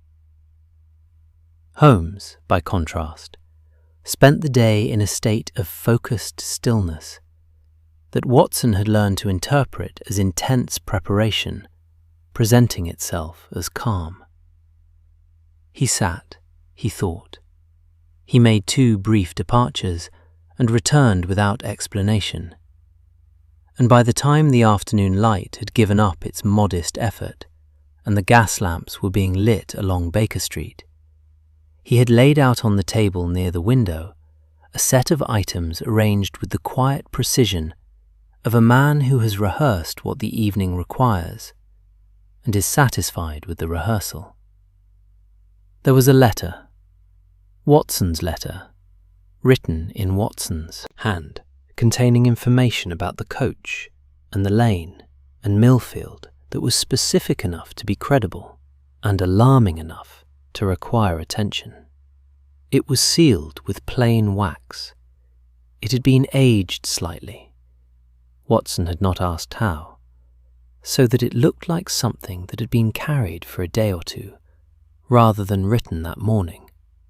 It would be left, Holmes explained, in a particular crevice in the stone wall at the heath's edge, a location that the gang, based on their operational pattern, would search when they encountered a person standing near it on a foggy evening, which Watson would briefly be. Watson looked at the letter when Holmes showed it to him. His own handwriting, his own name at the bottom, containing the clear suggestion that he had been investigating the Phantom Coach independently and had reached conclusions about its operation. He thought about Aldous Prentice, who had written 3 words on a blotter and had not lived long enough to act on them. "The letter is the bait," Holmes said, reading him precisely. "You are merely the reason the letter is there. You will stand near the wall for no more than 5 minutes, then withdraw to the position Lestrade has arranged. The letter will do the rest." Lestrade had been, to his credit, more cooperative than Watson had expected. He had listened to Holmes's explanation with the expression he always wore when listening to Holmes, slightly resistant, intermittently convinced, arriving at agreement through a route that preserved his professional dignity, and had arranged 4 plainclothes constables and a sergeant at positions along the lane and on the heath's edge, positioned in the dark, with instructions to move on Holmes's signal, and not before, under any circumstances, regardless of what they observed. He had asked, with the patience of a man managing his own anxiety, "And if something happens to the doctor before the signal?" "Nothing will happen to the doctor," Holmes had said. Watson had found this moderately reassuring. They reached Millfield Lane at the arranged hour, by a route that avoided the lane itself, coming across the heath's southern edge on foot, through the compressed and whispering dark of the open ground, where the fog lay in long, low bands that shifted around their ankles as they walked. Mycroft's carriage had brought them to the heath's boundary, and would wait there, silent and unremarkable, its driver reading a newspaper by a shielded lamp, with the professional patience of a man employed by a government department, and therefore accustomed to waiting indefinitely without complaint.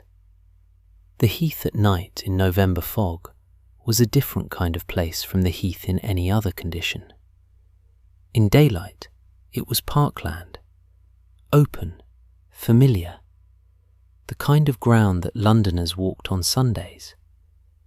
In fog, at night, it became something older than that. The paths were still there, the ground was still the same ground, but the fog removed the horizon and the distance and the sense of proportion, so that a person moving through it had the experience of moving through a space whose edges were undefined and possibly unreliable. It was not frightening, exactly, but it required a different quality of attention, a willingness to rely on what was immediately underfoot, rather than what could be seen ahead. Holmes moved through it without apparent difficulty, which Watson ascribed partly to preparation and partly to the fact that Holmes moved through most environments without apparent difficulty, as though the world had agreed in advance to cooperate with him. They reached the wall. Watson found the crevice Holmes had described, a natural gap in the stone at approximately chest height, wide enough to hold a folded letter. He pressed the letter in. His fingers came away damp from the stone, cold in the particular way that stone is cold in fog, drawing the heat from the skin with calm efficiency. He stood near the wall. The fog moved around him in slow, silent shapes. The lane was 15 feet to his right, invisible beyond the hedgerow's dark mass. Somewhere on the other side of the heath, the northern side, where the paths led toward Highgate and Parliament Hill, an owl made a single sound and then was quiet. The cold was the cold of the air, mineral and even, the cold that belonged to this place and this season and nothing else. Watson waited. 3 minutes passed. He counted them by his breath rather than his watch. Slow, even breaths. The fog condensing faintly on each exhale, visible for a moment, and then gone. Then, something. Not a sound. Something before a sound. A change in the quality of the fog's movement, the way it shifted along the lane's surface as though displaced by something large and slow approaching from the north. Watson did not look directly. He looked at the hedgerow and through its gaps watched the lane.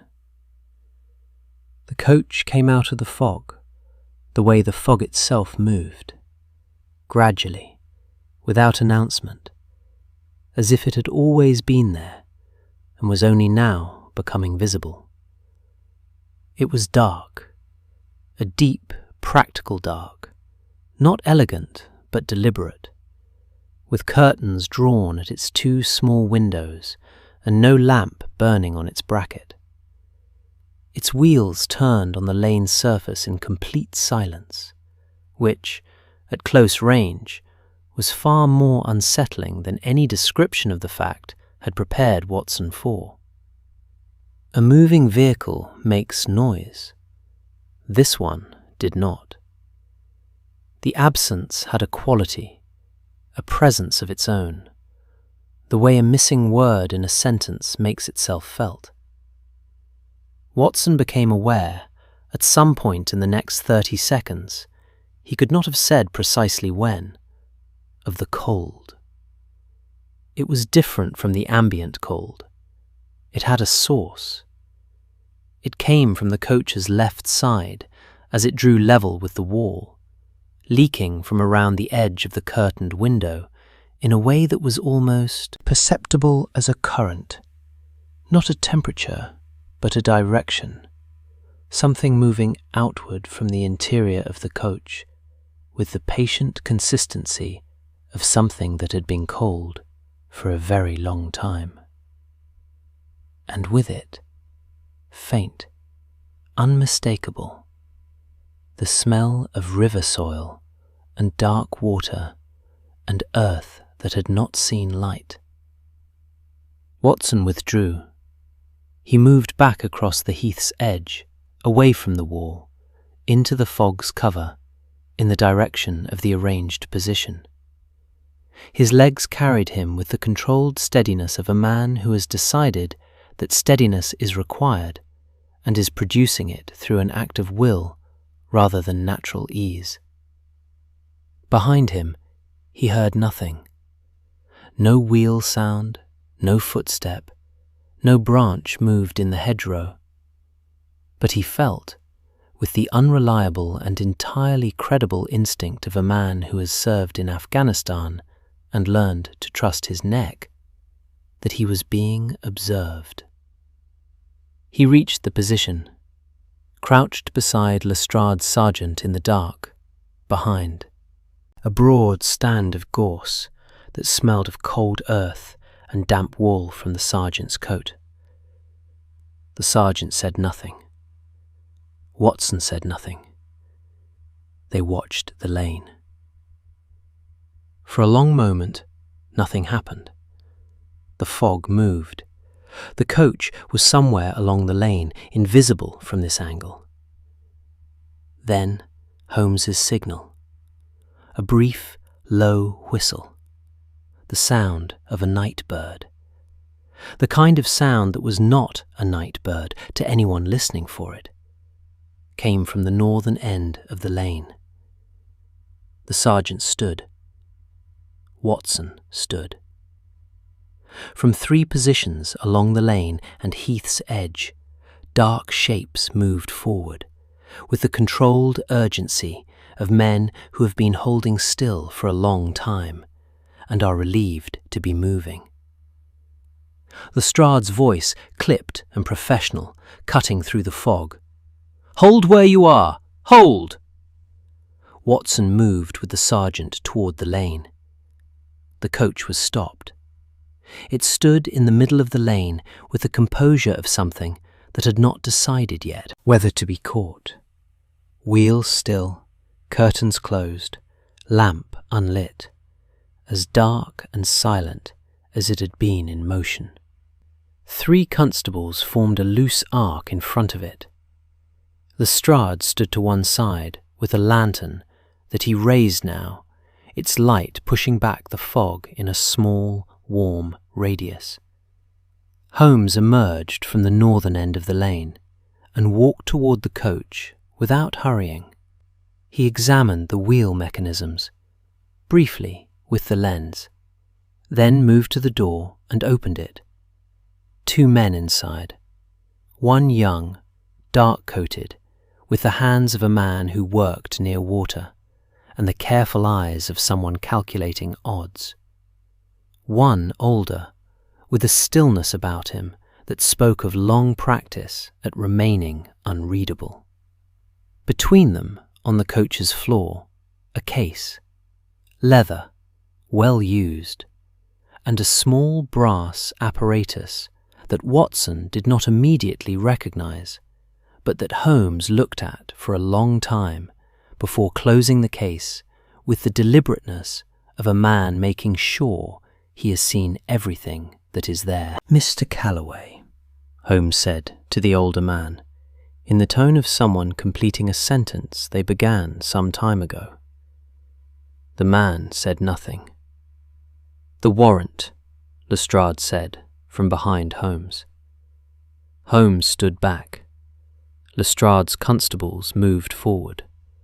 The fog pressed in around the lantern's radius, soft and patient, indifferent to the proceedings, as it had always been. Watson stood on the lane surface and looked at the coach. It was, in the lantern light, entirely unremarkable. Dark wood, iron fittings, rubber-rimmed wheels that explained the silence as completely as silence can be explained. A vehicle operated by men who understood chemistry and geography and the specific vulnerability of a city that preferred its phantoms to remain comfortably inexplicable. He looked down at the lane. The ruts were there, visible now, the rubber's distinctive impression in the compressed earth, stopping and starting exactly where Holmes had said they would. He looked beyond the coach's stopped wheels, into the fog at the lane's northern end, where the light did not reach.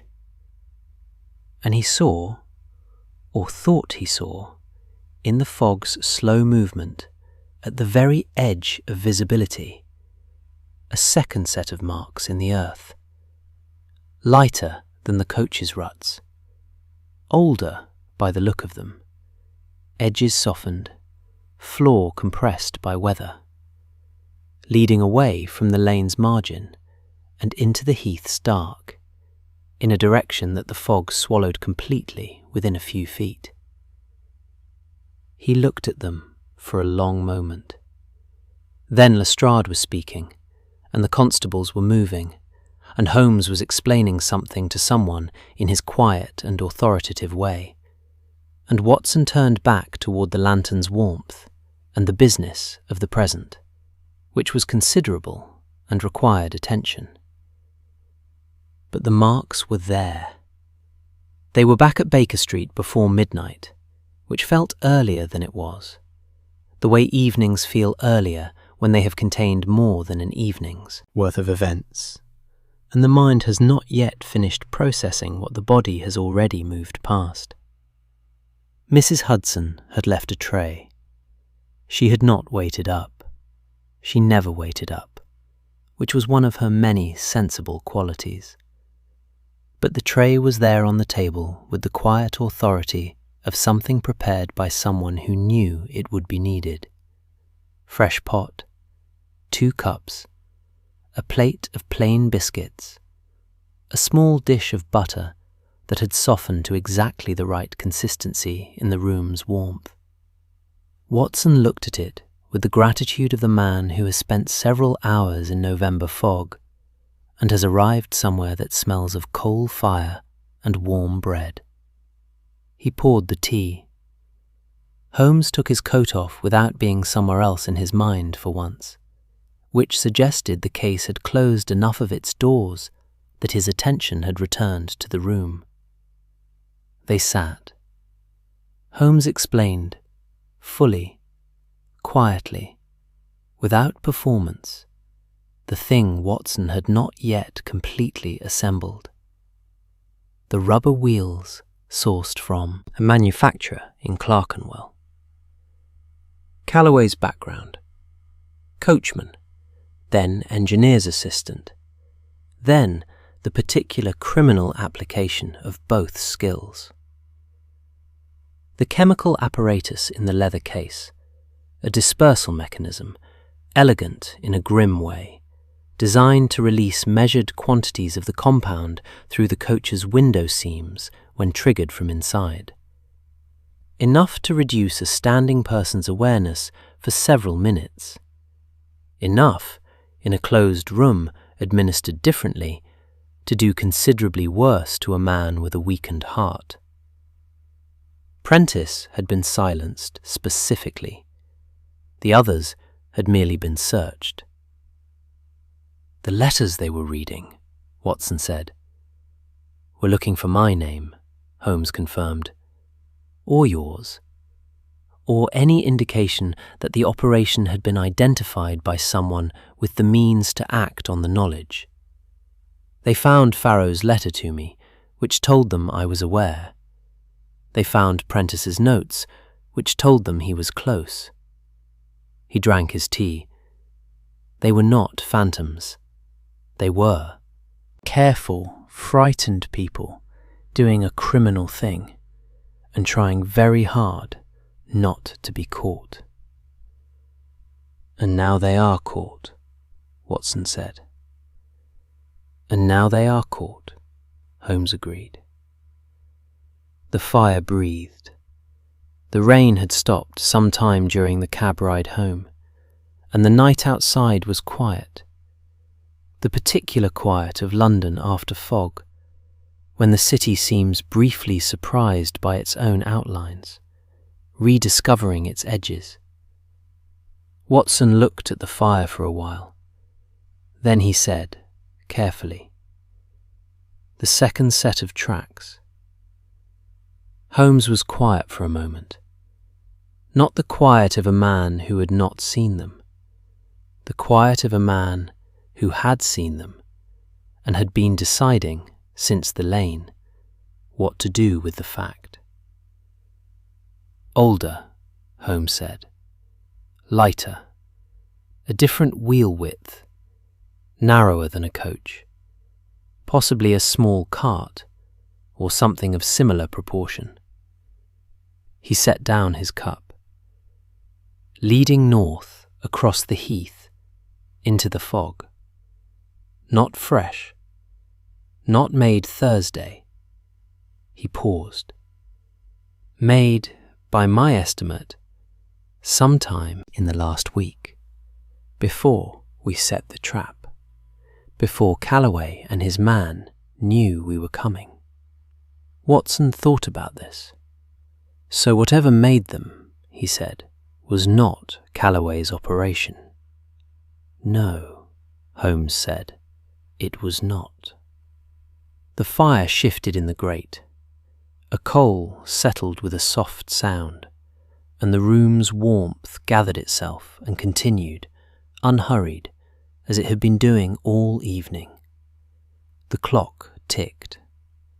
Somewhere outside, a late cab passed along Baker Street, its horse's hooves on the wet cobbles, a clean, familiar sound. a sound with a source, a sound that explained itself completely. Watson thought about the marks in the earth at the lane's edge, their softened sides, their patient depth, leading away into fog that had closed behind whatever made them, as though it had never been parted. He thought about the smell of grave soil on the envelope that had started all of it, the dark, circular seal, the boy of 12 who had not waited for an answer. Some questions, he thought, close, cleanly. The coach was stopped. The men were in custody. The chemistry was understood, and the geography was mapped. And the thing that had moved through Hampstead's foggy nights without sound had turned out to be exactly what Holmes had said it was. The work of careful, frightened people, explicable in every mechanism, grounded in every detail. And yet, he did not say this aloud. Holmes, he suspected, was thinking something similar, and neither of them needed to say it, because that was one of the things 2 years of shared rooms and shared cases had produced. The ability to sit with the same unresolved thing in companionable quiet without requiring it to resolve. Watson finished his tea. The cup made its small sound against the saucer. Outside, Hampstead Heath lay in the dark under its clearing sky, and somewhere on its northern edge, in the soft earth near a lane that was now entirely quiet, a set of narrow tracks led away into the distance, lighter and older than everything around them, leading nowhere that the lantern reached, leading somewhere nonetheless.